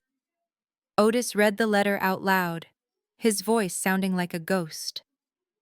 Unless the full balance of the business line of credit totaling $1.2 million is paid within 30 days, the bank will initiate foreclosure proceedings on the commercial property, located at 1500 Industrial Way, and the residential property located at 42 Maple Drive. Viola sank onto the sofa, the same beige love seat Brittany had bought to soften the energy. Our house, she whispered. They are taking our house, Otis. Otis looked at Andre, his son, his heir, the boy he had chosen over me. Andre was staring blankly at the wall, muttering to himself, It is not my fault. It is Zora's fault. She set me up. Otis walked over to his son. For the first time in his life, he didn't offer comfort. He didn't offer excuses. He looked at Andre with pure, unadulterated disgust. Zora didn't spend the money, Andre. Zora didn't slap your wife. Zora isn't the one who forgot to pay the bank. Otis turned away, walking to the window to look out at his silent, broken factory. Call Zora, Viola wept. Call her. She has money. She has savings. She can bail us out. Otis laughed, a dry, cracking sound. She blocked us, Viola. She blocked us all. And frankly, if I were her, I would watch us burn too. While they sat in the ruins of their empire, I was 5 miles away signing the lease on my new warehouse. The ink flowed smoothly from my pen. My hand was steady. I had just ordered a new CNC plasma cutter. I had hired Mike and 3 of the best welders who had walked out. We started work on Monday. I didn't know about the slap or the foreclosure letter yet, but I could feel the shift in the air. The balance of the universe was correcting itself. They had wanted the business. They had wanted the responsibility. Now they had it. They had all the debt, all the lawsuits, and all the misery.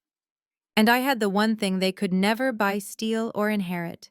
I had my freedom. And I was just getting started. 3 months is a long time in the world of industrial fabrication.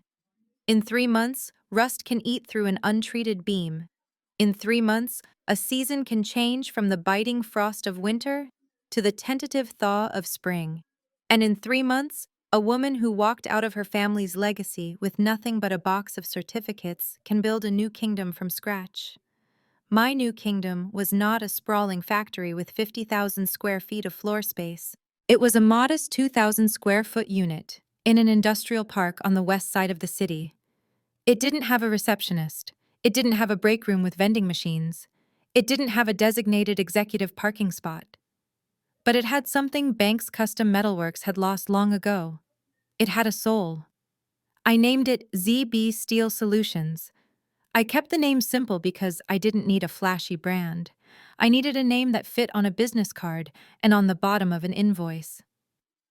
The morning sun was streaming through the skylights, illuminating the dust motes dancing in the air. I adjusted my welding helmet, flipped the visor down, and pressed the pedal. The TIG torch in my hand hissed a sound like a compressed whisper as the electric arc jumped to the stainless steel. I was working on the final railing section for the Sterling Hotel. Yes, Mr. Sterling had found me. It took him exactly 48 hours after my family failed to produce the files. He didn't sue me. He didn't blame me. He did what any smart businessman would do. He tracked down the talent. He had driven his Bentley to this dusty industrial park when I was still sweeping cobwebs out of the corners. He walked in, looked at my solitary welding rig, and asked if I could deliver the staircase in 60 days. I told him I could do it in 45 if he paid 50% up front. He wrote the check on the spot. That check alone was worth more than 2 years of my salary at the old shop. I finished the bead lifting the torch. The weld was perfect. A row of dimes, as we call it in the trade. Uniform shiny and structurally sound. I flipped my visor up and took a deep breath of the ozone-scented air. Hey boss, looks like the delivery truck is here with the naval brass. I turned to see Mike walking through the bay door. He was smiling. It was a genuine smile, one that reached his eyes. Mike had quit Banks Custom Metalworks 3 days after the OSHA shutdown. He had called me asking if I knew anyone hiring. I told him to show up on Monday and bring his favorite hammer. He wasn't the only one. When word got out that Zora Banks was back in business, my phone didn't stop ringing.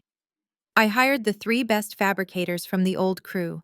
We were a lean team, 5 people total, no middle management, no HR director buying designer handbags, just 5 master craftsmen doing high-end, high-margin work.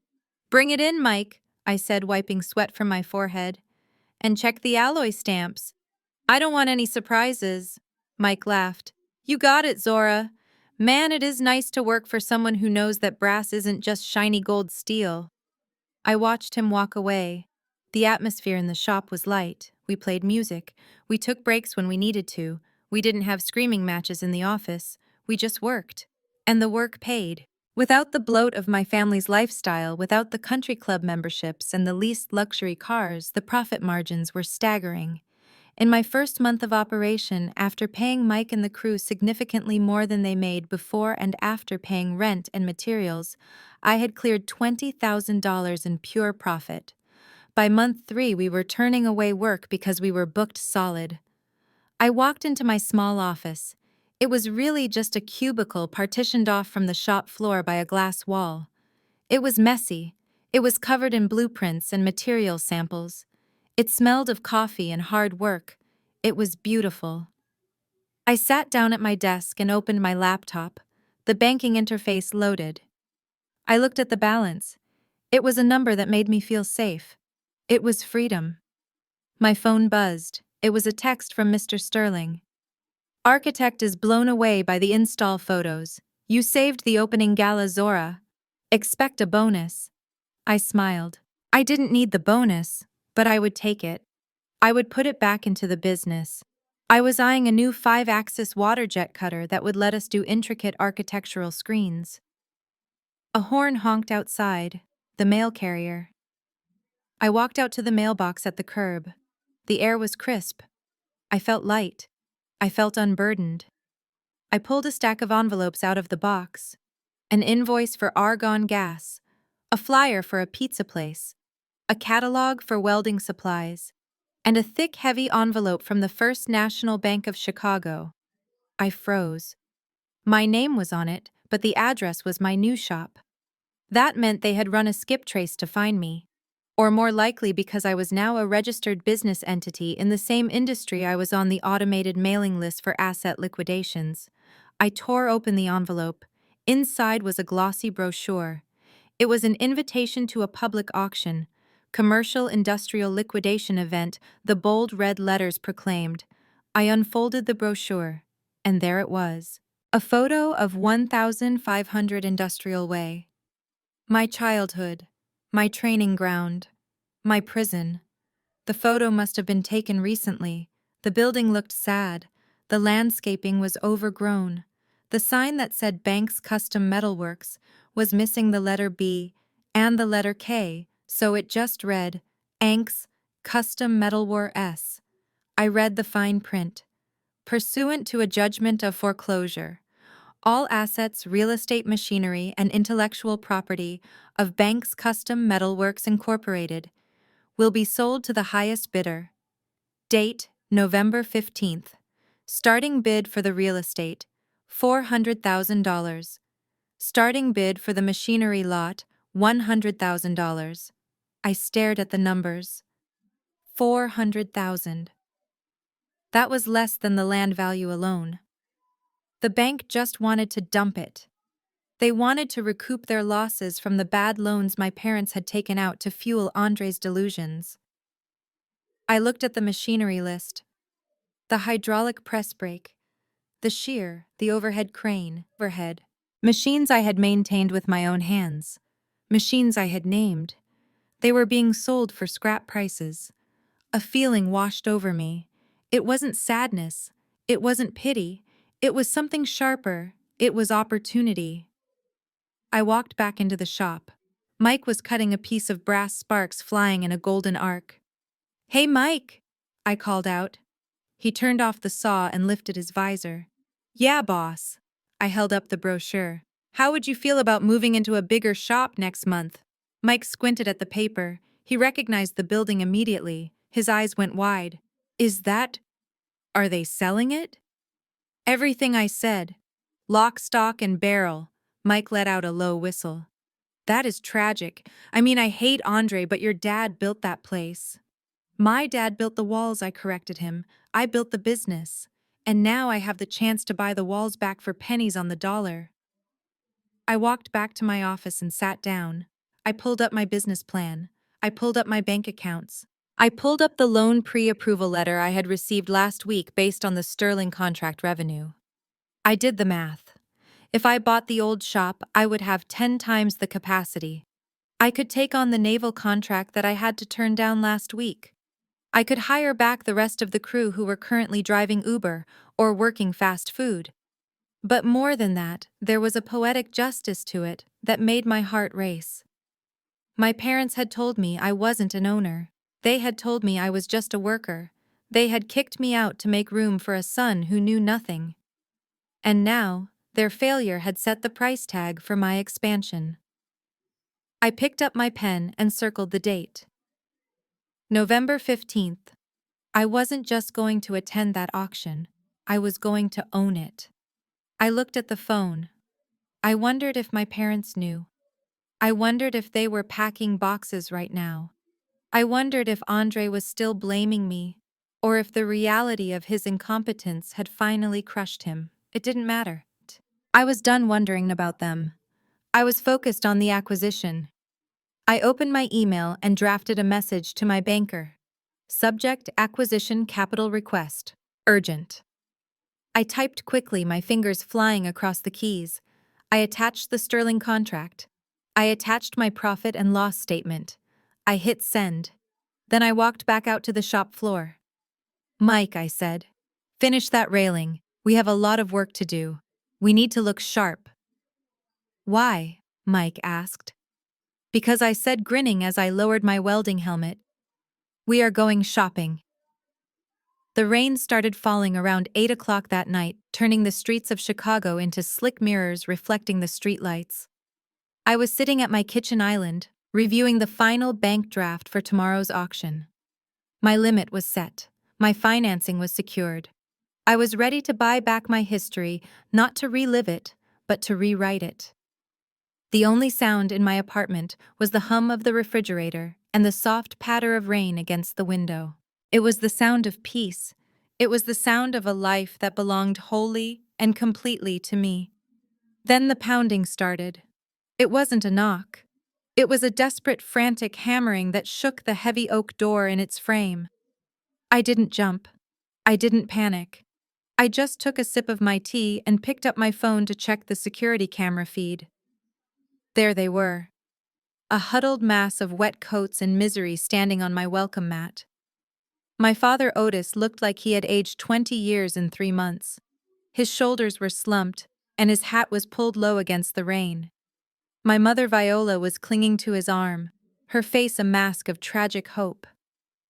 Behind them stood Andre, looking less like a CEO and more like a frightened child who had broken a neighbor's window. And next to him, holding an umbrella that was doing little to protect her from the wind, was Brittany. I watched them for a moment on the small screen. Part of me wanted to leave them there. Part of me wanted to turn off the lights and go to bed, letting the rain wash them away. But I knew they wouldn't leave. Desperation makes people stubborn. And besides, I needed them to see me. I needed them to see that the woman they had discarded was the only one standing dry and warm while they drowned. I walked to the door and unlocked the deadbolt. I didn't undo the chain. I opened the door 2 inches. "Can I help you?" I asked, my voice cutting through the noise of the rain. "Zora." "Oh, thank God." My mother pushed her face toward the crack in the door. Her makeup was running and her eyes were red. "Zora, please let us in. It is freezing out here. We need to talk. It is a family emergency." I looked at her. I looked at the rain dripping off her nose. "I don't have a family," I said calmly. "I have a business to run and I have an early morning tomorrow. Go home. Wait, Zora, please. It was my father." His voice was cracked and broken. "We know about the contract. We saw the press release about the Sterling Hotel opening. We know you did the staircase. We know he paid you. So that was it. They weren't here for reconciliation. They were here because they smelled money. They had sniffed out my success like sharks smelling blood in the water." "I earned that money, Dad," I said. "It is in my business account. It has nothing to do with you." "Zora, listen to reason." My mother pleaded, jamming her hand into the gap so I couldn't close the door. "The bank is taking everything tomorrow. The house, the shop, your father's truck, everything. We are going to be on the street. Andre is going to be bankrupt. He has a baby coming, Zora. Your nephew. You can't let your nephew be born into poverty." I looked at Brittany. She was rubbing her pregnant belly, staring at me with a mixture of hatred and calculation. She didn't look humble. She looked entitled. "I warned you," I said. "I told you 3 months ago what would happen. I told you that you couldn't run a shop without certifications. I told you that spending the deposit money was theft. You didn't listen. We made mistakes. Andre spoke up from the back. His voice was barely a whisper. We messed up, Zora. Okay, I admit it, I messed up. I wasn't ready. You didn't just mess up, Andre, I said. You destroyed 40 years of work in 12 weeks. That takes a special kind of talent. Zora. Please, my mother sobbed. We have a proposal. We talked about it in the car. If you pay off the lien, if you give the bank the $1.2 million to stop the foreclosure, we will make it right. We will give you your job back. I froze. I actually laughed. It was a short, sharp sound that startled them. You will give me my job back, I repeated. Yes. My mother nodded eagerly, thinking she had found the negotiation point. We will reinstate you as operations manager. You can run the floor again.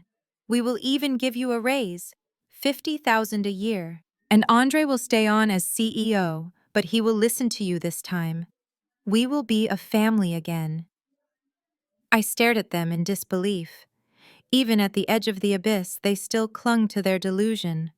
They still believed they had something I wanted. They thought the privilege of making money for Andre was a gift they could bestow. Let me get this straight, I said, pushing the door slightly to look my mother in the eye. You want me to take $1.2 million of my own money I earned with my own sweat, and use it to pay off your debts.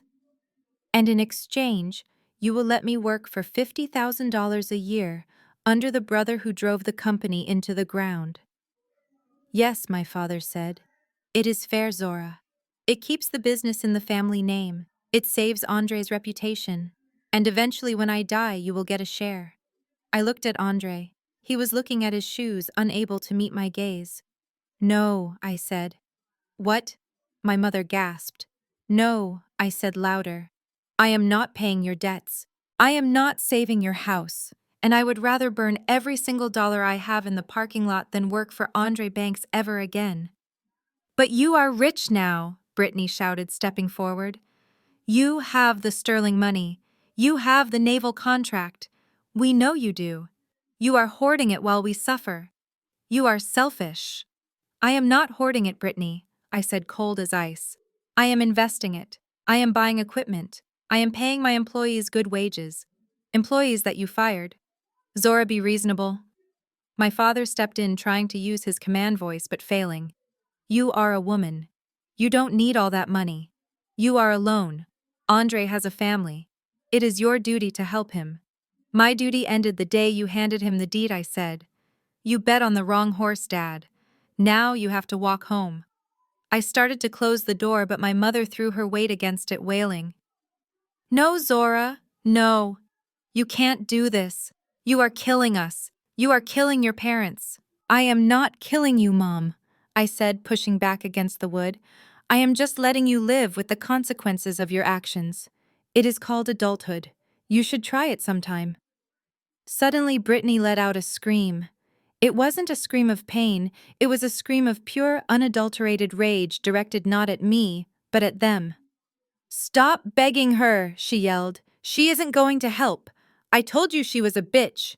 Brittany, watch your language. My mother gasped. Oh, shut up, you old hag, Brittany snapped, turning on my mother. This is your fault. All of it. You told me Andre was a genius. You told me the company was a gold mine. You told me I would be living in a mansion. She turned to Andre and shoved him hard in the chest. And you? You useless, pathetic loser? You lied to me. You said you ran the place.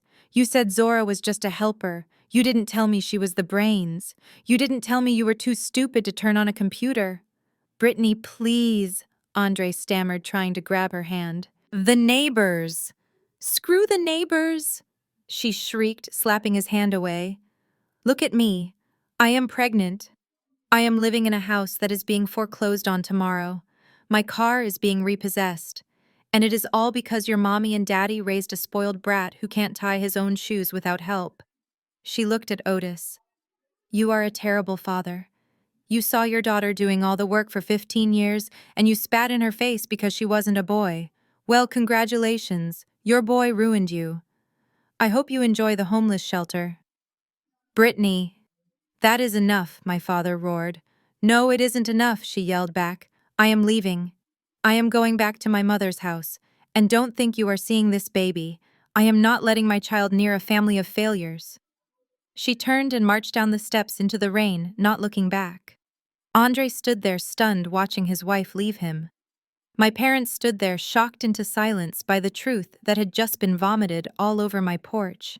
I watched them. The tableau of their destruction was complete. They had turned on each other just as I knew they would. Go home, Andre, I said softly. Go chase your wife.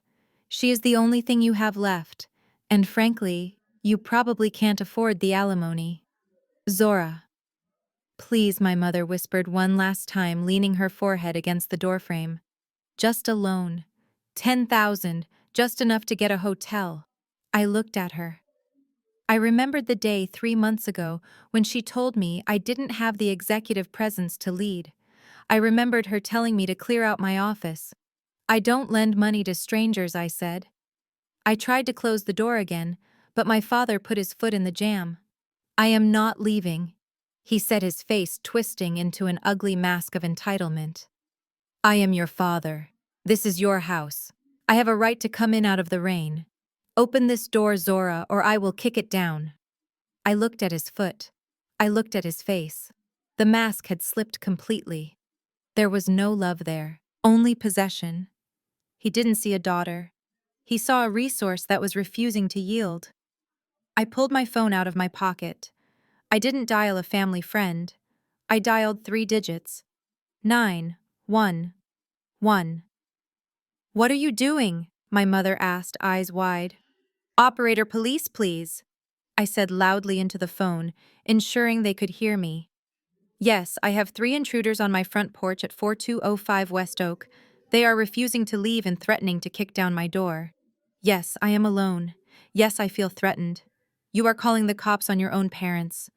Andre gasped. You are sick. I am calling the police on trespassers, I said to him. You have 3 minutes before the patrol car gets here. I suggest you start running. My father looked at me with pure hatred. For a second, I thought he really would kick the door down. I tensed, ready to fight. But then the sound of a siren cut through the night air, wailing in the distance. He pulled his foot back. You are dead to us, he spat. I smiled as I slammed the door shut and threw the deadbolt. I was already dead to you, Dad, I whispered to the empty hallway. I died the day you chose a gender over a child. Today I was just resurrected. I watched on the monitor as they scrambled down the walkway, retreating into the rain just as the blue lights of the police cruiser swept across the lawn. They didn't stop to talk to the officers. They jumped into my father's old sedan and sped away. I thanked the dispatcher and hung up. I walked back to the kitchen. My tea was cold. I poured it down the sink. I went to the cabinet and pulled out a bottle of champagne. I wasn't much of a drinker, but tonight felt like an occasion. I popped the cork. The sound was like a gunshot, a final punctuation mark to the chapter of my life titled Banks Family. I poured a glass and walked to the window, watching the rain wash the driveway clean. Tomorrow morning at 9 a.m., the auctioneer would slam his gavel. Tomorrow morning, the bank's custom metalwork sign would come down. And tomorrow morning, Zora Banks would go shopping. I took a sip of champagne. It tasted like rain. It tasted like iron. It tasted like victory. The morning of November 15th dawned with a sky the color of a bruised plum. It was a Tuesday, usually a day for production meetings and shipping schedules. But today, it was the day the history of the Banks family was put on the chopping block. The auction was not held at the shop itself, but in the sterile, echoing atrium of the county courthouse downtown. It was a public foreclosure auction, a spectator sport for vulture capitalists, scrap metal dealers, and real estate sharks looking to turn industrial dreams into condos. I was not there in person. I knew that if I walked into that room, the emotional volatility of my parents would cause a scene that might derail the proceedings. Instead, I sat in my new office at ZB Steel Solutions, the lights off, watching a private live stream provided by my legal counsel. On the screen, the camera angle was high and wide, capturing the rows of folding chairs and the raised podium of the auctioneer. I saw them arrive at 8:45. My father Otis walked with a cane he had never used before. His posture collapsed inward, as if his spine could no longer support the weight of his failure. My mother Viola clung to his elbow, her eyes darting around the room with the terrified look of an animal trapped in a burning barn. And then there was Andre. Even in the face of total ruin, my brother could not shed his delusions of grandeur. He was wearing a suit, though it was rumpled, and looked like he had slept in it. He didn't walk with the shame of a man who had squandered a fortune. He walked with a frantic, nervous energy, his head swiveling to assess the crowd. I could see him whispering to my father, gesturing with his hands, likely spinning some new fantasy about how this was all a strategic pivot. The room filled up quickly. I recognized many of the faces. There was Old Man Miller from the scrapyard down the river, a man who would melt down the Statue of Liberty if he could get a good price on the copper. There was a representative from a national logistics company that had been eyeing our warehouse location for years. And there were the flippers men in expensive casual wear, who looked at the spec sheets of my family's legacy and saw only square footage and tax write-offs. But there was one man in the room they didn't know. He sat in the front row, impeccable, in a charcoal gray bespoke suit, holding a leather folio. He didn't look at his phone. He didn't talk to the other bidders. He sat with the stillness of a predator, waiting for the herd to weaken. This was Mr. Silas, my attorney, the proxy I had hired to execute the kill. The auctioneer, a man with a voice like a gravel crusher, banged his gavel at 9 o'clock sharp. The sound echoed through my laptop speakers, and I saw my mother flinch on the screen. "Ladies and gentlemen," the auctioneer boomed, "we are here today for the judicial sale of assets belonging to Banks Custom Metalworks Incorporated, pursuant to the writ of execution from the First National Bank of Chicago. The bank has elected to offer the assets in two formats. First, we will bid on individual lots of machinery. Then we will bid on the real estate. Finally, we will entertain a bulk bid for the entire global package. The highest total value wins." This was the strategy I had engineered with Mr. Silas. We wanted the global package. I didn't just want the building, I wanted the machines. I wanted the name. I wanted the ghost of every mistake they had made so I could exorcise it. The bidding began with the machinery. Lot number 1, the auctioneer called out. A 2018 Amada hydraulic press brake. 200-ton capacity. Fully operational. Opening bid $5,000. $5,000. My stomach twisted. That machine cost $150,000 new. I had negotiated the financing for it myself 3 years ago. Old Man Miller raised his paddle. 5,000. 6,000, a man in the back called out. The bidding was sluggish. These men knew the machine was heavy. Moving it would cost 10 grand alone. They were bidding on it like it was a used lawnmower. Andre was gripping the back of the chair in front of him. I could imagine what he was thinking. He was probably doing the mental math, realizing that the proceeds wouldn't even cover the interest on the debt, let alone leave him with a golden parachute. The press brake sold for $22,000. A steal. A tragedy. Next came the CNC plasma table. Then the overhead crane system. Then the forklifts. One by one, the tools of my trade were sold off to strangers. My father had his head in his hands. He couldn't watch. He had bought that crane in 1995. He had named it Big Bertha. Now it was just lot number 4. Mr. Silas did not bid. He sat perfectly still, marking numbers on his notepad. He was waiting for the grand finale. Finally, the auctioneer cleared his throat. "Now we move to the real property located at 1500 Industrial Way. Includes 20,000 square feet of industrial warehouse office space and fenced yard. Opening bid $300,000. This was it. The land. The soil where I had scraped my knees and burned my hands. 300, the logistics guy called out immediately. 350, a developer shouted. 400, the logistics guy countered. The price climbed steadily. 450, 500, 525. At $600,000, the room went quiet. The logistics guy looked smug. He was getting a prime location for the price of a suburban house. Going once, the auctioneer chanted. Going twice. Mr. Silas raised his hand for the first time. 700,000, he said. His voice was not loud, but it cut through the room like a laser. Heads turned. The logistics guy frowned and leaned over to whisper to his associate. Who was this guy? He didn't look like a scrapper. He didn't look like a trucker. 725, the logistics guy tried. 800,000, Mr. Silas countered instantly. No hesitation, no consulting a calculator, just brute financial force. The room buzzed. 800,000 was a serious number. It was approaching the actual market value of the distressed property. The logistics guy shook his head. He folded his arms. He was out. Going once, going twice. Sold to the gentleman in the front row for $800,000. But it wasn't over. Now the auctioneer said, wiping his brow, we will calculate this total of the individual lots versus a global bid for everything. Real estate plus machinery. The bank prefers a clean exit. Does anyone wish to place a global bid for the entire estate of Bank's Custom Metalworks? The room fell silent. To buy everything meant you had to run a metal shop. You couldn't just strip it. You needed to know the business. Mr. Silas stood up. He buttoned his jacket. $1.2 million, he stated. For the land, the building, the machinery, the inventory, and the intellectual property rights to the name. A collective gasp went through the room. 1.2 million. It was enough to pay off the bank's primary lien. It was a number that commanded respect.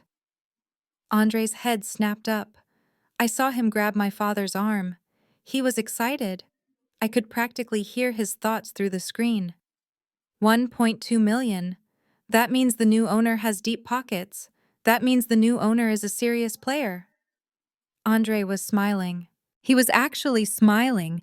The fool thought he had found a savior. Any other bids, the auctioneer asked. Silence. The scrap dealers couldn't touch that number. The developers didn't want the old machines. Going once. Going twice. Sold. To bidder number 104 for $1,200,000. The gavel slammed down. The sound was final. Bank's Custom Metalworks was gone. It was dead. I leaned back in my chair and exhaled a breath I felt like I had been holding for 3 months. I owned it. I owned the walls that had confined me. I owned the roof that had sheltered my abusers. I owned the very ground they stood on. On the screen, the room broke up into chaos. People were standing gathering their coats. But Andre didn't leave. He smoothed his rumpled suit jacket.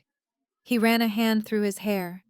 He said something to my parents, gesturing for them to wait, and then he began to make his way toward the front of the room. He was heading straight for Mr. Silas. I turned up the volume on my laptop, praying the microphone on the auctioneer's podium would pick up the conversation. Mr. Silas was packing his folio, his expression unreadable. Andre approached him with his hand extended, putting on his best CEO face. "Excuse me, sir," Andre said. His voice was faint but audible. "I just wanted to congratulate you on a magnificent purchase.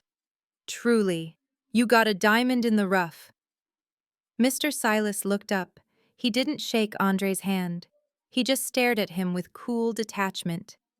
"Thank you," Mr. Silas said. "I am Andre Banks."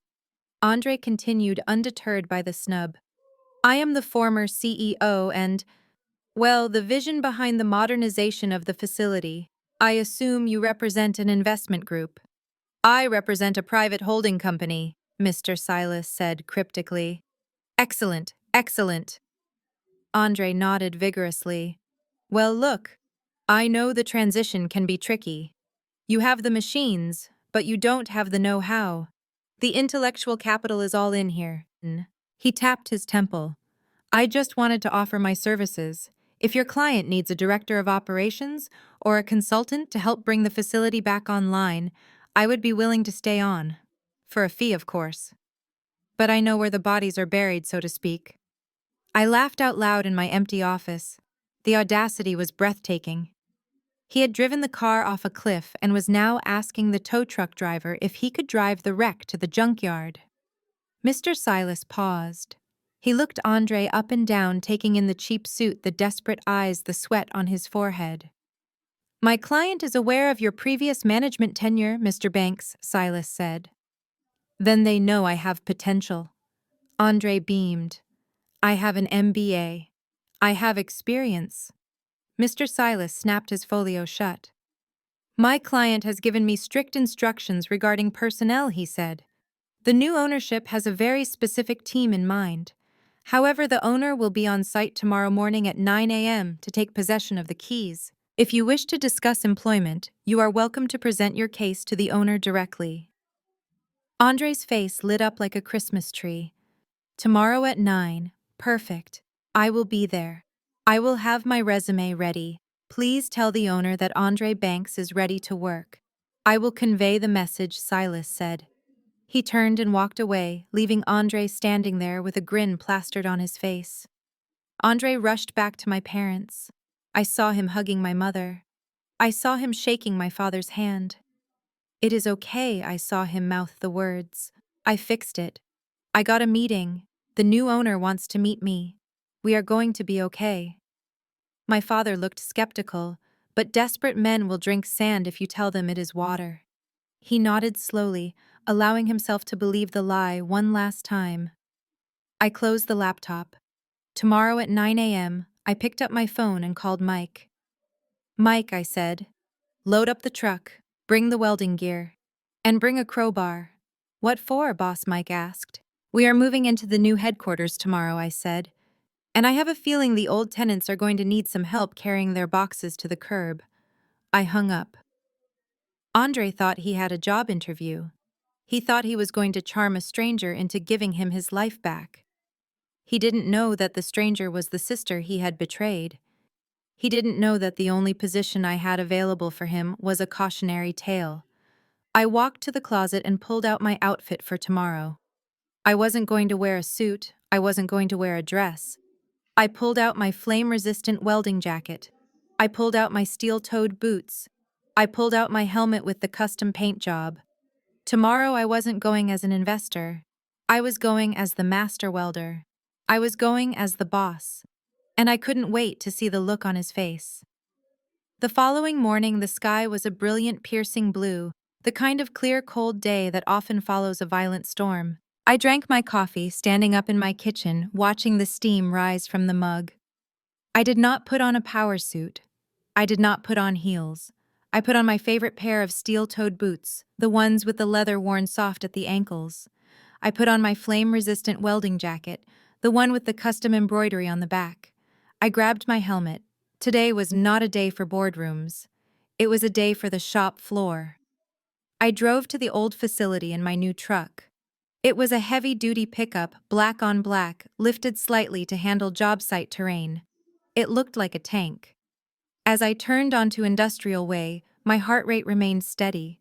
I expected to feel nervous or sad, but all I felt was the calm precision of a welder about to strike an arc. I pulled up to the main gate at exactly 8:55. The chain-link fence was still there, but the padlock had been cut by the bank's agents. I drove through. There in the parking lot stood the remnants of the bank's dynasty. My father's old sedan was parked haphazardly near the entrance, its trunk open and filled with cardboard boxes. My mother was sitting in the passenger seat staring blankly at the dashboard. Brittany was leaning against her own car, which I noticed had a boot on the rear tire, presumably from a missed payment. She looked tired and angry, checking her phone incessantly. And then there was Andre. He was pacing back and forth in front of the main office door. He had tried to freshen up his suit, but in the harsh morning light he looked frayed. He was rehearsing his lines, mouthing words to the empty air, checking his watch every 30 seconds. He was waiting for the mysterious investor. He was waiting for his savior. I didn't park in the visitor lot. I drove my truck right up to the front entrance, pulling into the spot painted with the words CEO only. The tires crunched loudly on the gravel. Andre stopped pacing. He squinted at the truck, shielding his eyes from the sun. He didn't recognize the vehicle. He took a step forward, straightening his tie, a hopeful smile beginning to form on his lips. He thought this was it. The investor had arrived. I turned off the engine. The silence was sudden and absolute. I opened the door and stepped out. My boots hit the pavement with a heavy thud. The smile dropped from Andre's face so fast it was almost comical. It was replaced instantly by a look of confusion and then a flash of pure, unadulterated annoyance. "Zora," he barked, walking toward me aggressively. "What are you doing here?" I slammed the truck door shut and leaned against it, crossing my arms over my chest. "Hello, Andre," I said. "Nice morning for a move." He stopped 3 feet away from me, his hands balled into fists at his sides. "Are you serious? You came all the way down here just to gloat. You saw the auction results and you came to watch us pack. That is sick, Zora. Even for you." My father climbed out of the sedan, moving slowly. He looked at me with dull, lifeless eyes. "Go home, Zora. We don't have anything left for you to take. The bank took it all. Leave us alone." Brittany looked up from her phone. She didn't say anything, but her eyes narrowed. She was looking at my truck.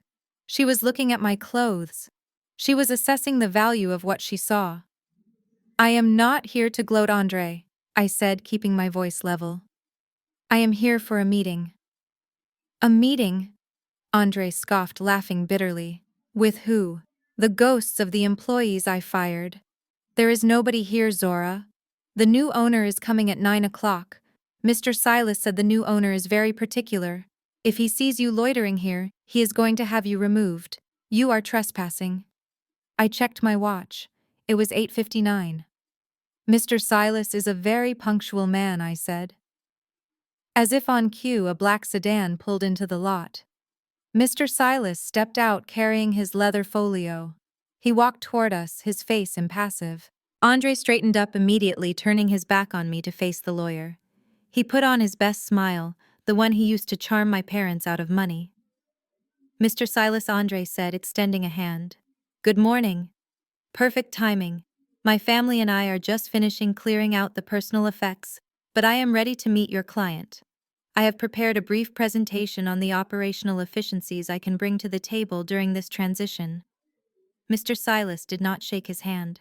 He walked past Andre as if he were a ghost. He walked straight up to me. "Good morning, Ms. Banks," Silas said. "Good morning, Mr. Silas," I replied. "Do you have the package?" He opened his folio and pulled out a heavy ring of keys. The keys to the front door, the keys to the gate, the keys to the safe. "Here is the transfer of possession," Silas said, handing them to me. "The deed has been recorded, the funds have been cleared, the property is legally yours." I took the keys. The metal felt cold and heavy in my hand. It was the weight of 40 years of history. Andre made a noise that sounded like a strangled cat. He looked from Silas to me and back again, his brain struggling to process the visual data. "Wait," Andre stammered. "Wait a minute. What are you doing? Why are you giving her the keys? She is just the sister. She is nobody." Mr. Silas turned to face him slowly. "Mr. Banks, allow me to introduce you to the principal of the holding company that purchased this asset. This is Zora Banks, owner of ZB Steel Solutions, and as of this morning, the sole owner of Banks Custom Metalworks." The silence that followed was heavy enough to crush a tank. My father grabbed the hood of his car to steady himself. My mother covered her mouth with her hand. Brittany dropped her phone. It hit the pavement with a crack, but she didn't even look down. Andre took a step back, his face draining of color until he looked like a wax figure. "You," he whispered. "You bought it." I stepped forward, closing the distance between us. "Yes, Andre. I bought it. But," how he sputtered. "Where did you get the money?" $1.2 million.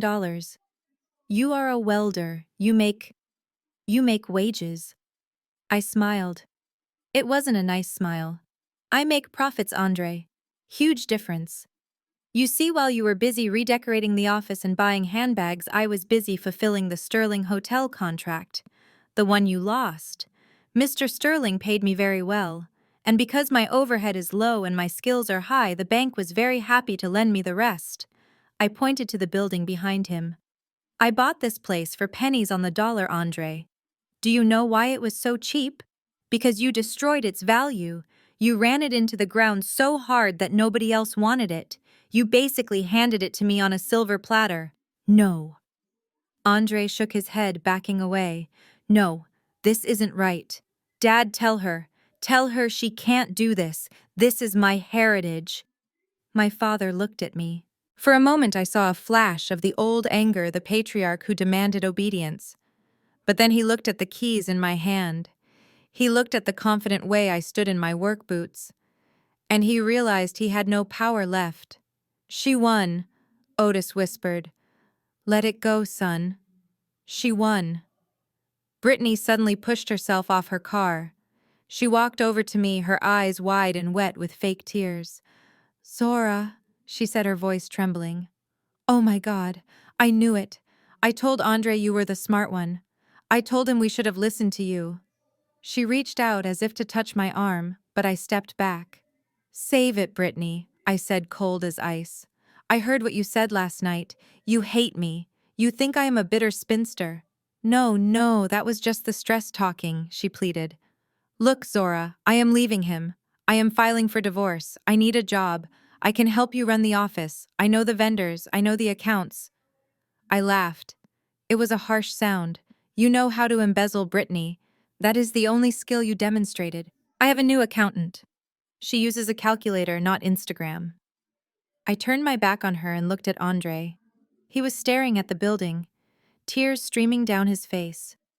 You are going to fire me, aren't you? He whispered. You are going to kick me out. I shook my head. I can't fire you, Andre. You don't work here. You haven't worked here since the bank seized the property. You are trespassing. I jangled the keys. However, I am hiring. Andre's head snapped up. Hope is a cruel thing. It flickered in his eyes, desperate and pathetic. You are? He asked. Zora. I will take anything. I will be the manager. I will be the assistant manager. Just give me a chance. I can learn. I looked him up and down. I looked at his soft hands. I looked at his expensive suit. I have an opening for a scrap sorter, I said. Minimum wage. No benefits. You report to Mike. Mike. Andre recoiled. The foreman. I have to report to the guy I used to boss around.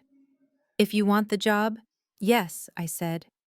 But be warned, Andre. Mike is very particular about safety. If you mess up, he will fire you. And I will let him.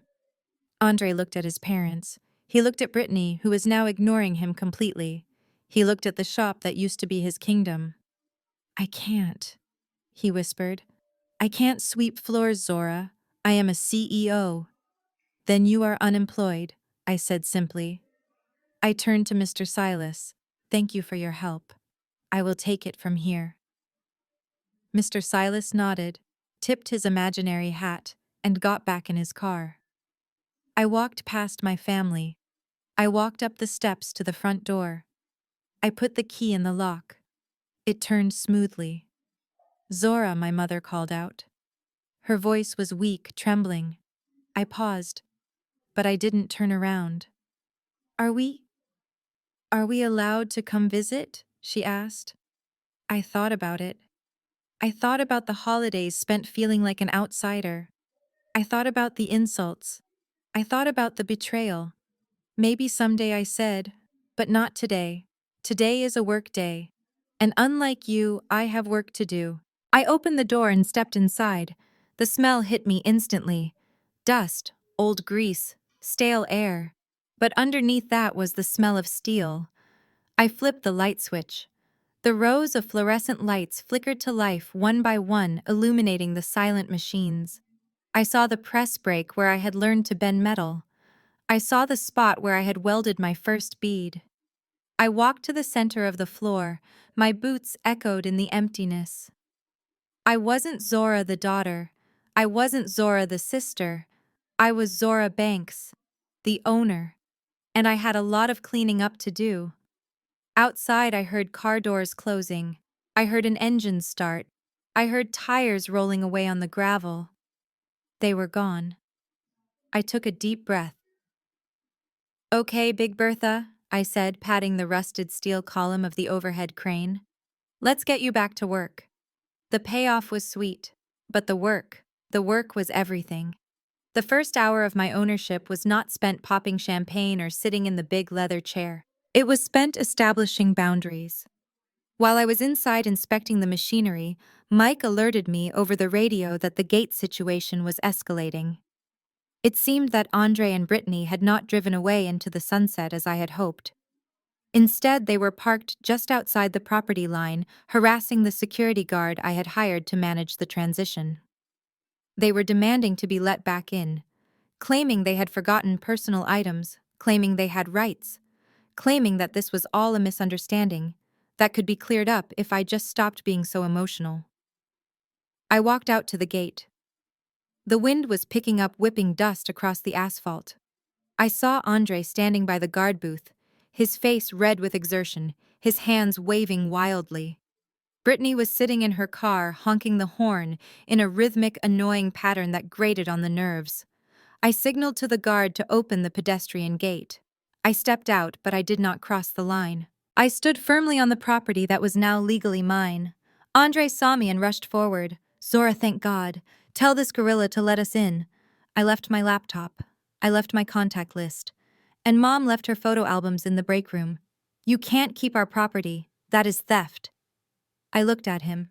I looked at the man who had been handed a kingdom and sold it for magic beans. Anything left inside that building as of 9 a.m. is considered asset of the acquisition, Andre. That is what the contract says. The laptop belongs to the company. The contact list belongs to the company. Even the stapler on your desk belongs to the company. Andre looked like he was going to choke. "But my contacts, my network." "Your network consists of people you owe money to," I said. "I am doing you a favor by keeping them away from you." Brittany rolled down her window. "Just give us the photos, you monster. Do you really want to hold old pictures hostage?" I looked at the guard. His name was Sam, a retired linebacker with a face like granite. "Sam," I said clearly, "these individuals are trespassing. If they are not gone in 2 minutes, call the police. And if they return, file a restraining order." "You wouldn't dare," Andre whispered. "Watch me," I said. I turned around and walked back toward the shop. I heard Andre shouting. I heard Brittany screaming profanities. But then I heard Sam's deep voice giving them a countdown. 10 seconds later, I heard tires screeching on the pavement. They were gone. And this time, they were not coming back. In the months that followed, the fate of the Banks family played out with the brutal predictability of a Greek tragedy. Without the company to siphon funds from and without the house to leverage against loans, the reality of their financial ruin hit them like a tidal wave. My parents lost everything. The bank foreclosure on their home was swift and merciless. They were given 30 days to vacate the house they had lived in for 40 years. I heard through the grapevine that the day the sheriff came to evict them, my father refused to leave the porch until they threatened him with handcuffs. They had no savings. Their retirement fund had been quietly liquidated years ago to pay for Andre's tuition and lifestyle. They had to leave Chicago. The city was too expensive and their shame was too public. They moved back to Alabama to the small rural town where my father was born. They moved into a small rental property, a 2-room wooden house that had seen better days. It had a leaking roof and a gravel driveway. It was a far cry from the heated floors and granite countertops they were used to. My cousin told me that my father spends his days sitting on the porch, staring at the dirt road, muttering about how the system is rigged. He tells anyone who will listen that his daughter swindled him, that I stole his legacy. But nobody listens. In a small town, people know the difference between a worker and a leech. My mother has taken to calling distant relatives asking for money, but the checks never come. She is trapped in a prison of her own making, living with a husband who is bitter and a son who never visits. And Andre, the golden child, the CEO. Reality hit him the hardest. With a bankruptcy on his record and a reputation for gross negligence in the industry, no reputable firm would hire him. The MBA he was so proud of turned out to be useless, without the experience to back it up. He applied for management jobs. He applied for sales jobs. He was rejected by everyone. Eventually, he had to eat. He had to pay rent on the studio apartment he moved into after Brittany kicked him out. The last I heard, he was working for a logistics company near O'Hare Airport. He is not a manager. He is not a supervisor. He is a loader. He spends 10 hours a day lifting heavy boxes onto conveyor belts. His back aches. His hands are calloused. He wears a neon vest and answers to a 22-year-old shift supervisor who yells at him if he is slow. The irony is not lost on me. He spent his life looking down on manual labor, believing he was too good to get his hands dirty. Now his hands are the only thing keeping him fed. I wonder if he thinks about the welders he fired every time he lifts a box. I wonder if he remembers telling me that I had a laborer's mindset. Now he has a laborer's life without the dignity of the skill. Brittany did not stick around to see his downfall. As soon as she realized the money was truly gone, she filed for divorce. She tried to sue for alimony. She tried to sue for a share of his future earnings, but the judge laughed her out of court. You cannot get half of zero. She had to move back in with her mother, a woman who makes Brittany look like a saint. She is raising the baby alone, working as a receptionist at a car dealership. She spends her breaks scrolling through Instagram, posting inspirational quotes about rising above toxic people. She blocked me. I blocked her. We exist in different universes now. But I did not spend my time dwelling on their misery. I had a business to build. The renovation of the shop took 2 months. We stripped the walls. We repainted the floors. We brought in new lighting that banished the shadows of the past. I sold the old, outdated machines that Andre had neglected and installed the new high-tech equipment I had purchased with the sterling profits. The day we were ready to reopen was a crisp morning in early spring. The air smelled of rain and possibilities. I stood in the center of the executive office. It didn't look like a country club anymore. It looked like a command center. The beige love seat was gone. The lavender diffusers were gone. In their place were drafting tables, schematic drawings, and whiteboards covered in production schedules. I had one final task to perform. I opened the box I had carried out of this building 3 months ago. The cardboard was soft at the corners. I pulled out the frames. First, the OSHA safety certification. I hung it by the door where everyone could see it. It was a promise to my crew that they would go home safe every night. Next, the ISO quality certificate. I hung it behind my desk. It was a promise to my clients that we delivered perfection. And finally, my certified welding inspector license. The piece of paper that proved I earned my place. I found a stud in the wall right in the center. I hammered the nail in. One strong, sure strike. I hung the frame. I used a level to make sure it was perfect. Zora Banks, CWI. It looked good. It looked right. Hey boss, are you ready? I turned around. Mike was standing in the doorway holding a bottle of sparkling cider and 4 plastic cups. Behind him were the other guys, the crew that had stuck by me. I smiled. I am ready, Mike. We walked out onto the mezzanine. Below us, the shop floor was humming. The new CNC plasma cutter was singing its electric song. The sparks from the welding bays were flying like fireflies. It was a symphony of industry. But there was one thing missing. I walked down the stairs and out the front door. A truck was parked there with a lift.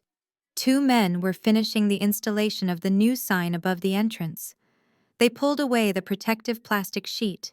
The sun hit the brushed steel letters. Zora Banks Steel. It wasn't Banks Custom Metalworks. That name was buried. This was my name. This was my steel. I felt a lump in my throat. I thought about the little girl who used to follow her father around this yard begging to hold the flashlight. I thought about the woman who sat in the corner during meetings ignored and silenced. I thought about the sister who was told she wasn't enough. They were all gone now. I looked at the sign. I looked at the future. My phone buzzed in my pocket. It was a notification from the bank. A deposit from the naval contract had just cleared. It was a number with 6 zeros. I didn't call my parents to brag. I didn't text Andre to rub it in. I didn't need to. Their absence was the only validation I needed. I turned back to the shop. Mike was waiting for me holding a fresh set of blueprints. "We got a rush order, Zora," he said. "Structural beams for the new hospital wing. They need them in 3 weeks. Can we do it?" I took the blueprints. I scanned the numbers, the load calculations, the steel grades. It was complex. It was difficult. It was exactly the kind of work I loved. I looked at Mike. I looked at my crew. "Can we do it?" I asked. "Mike, we are Zora Bank Steel. We don't just do it. We do it right." I put on my helmet. I flipped the visor down. The world turned a shade of green through the protective lens. "Fire up the torches, boys," I said. "We have metal to burn." They told me I was a woman. They told me I couldn't carry the weight of a family business. They were right. I couldn't carry their dead weight. I couldn't carry their ego, their greed, and their incompetence. So I dropped them. And once I dropped the burden, I found that I could fly. I didn't inherit an empire. I built one. And this time it was built on a foundation of steel, not lies. And that is the sweetest revenge of all. This story reminds us that your value is never defined by those who refuse to see it, even if they share your blood. Zora proved that walking away from a toxic environment isn't an act of weakness. It is a strategic declaration of self-worth. When you finally stop carrying the dead weight of other people's incompetence, you gain the freedom to build your own empire. True power comes from skill, integrity, and the courage to bet on yourself against all odds. Have you ever had to cut ties to save your future? Share your story in the comments below, and please like and subscribe for more tales of resilience and justice.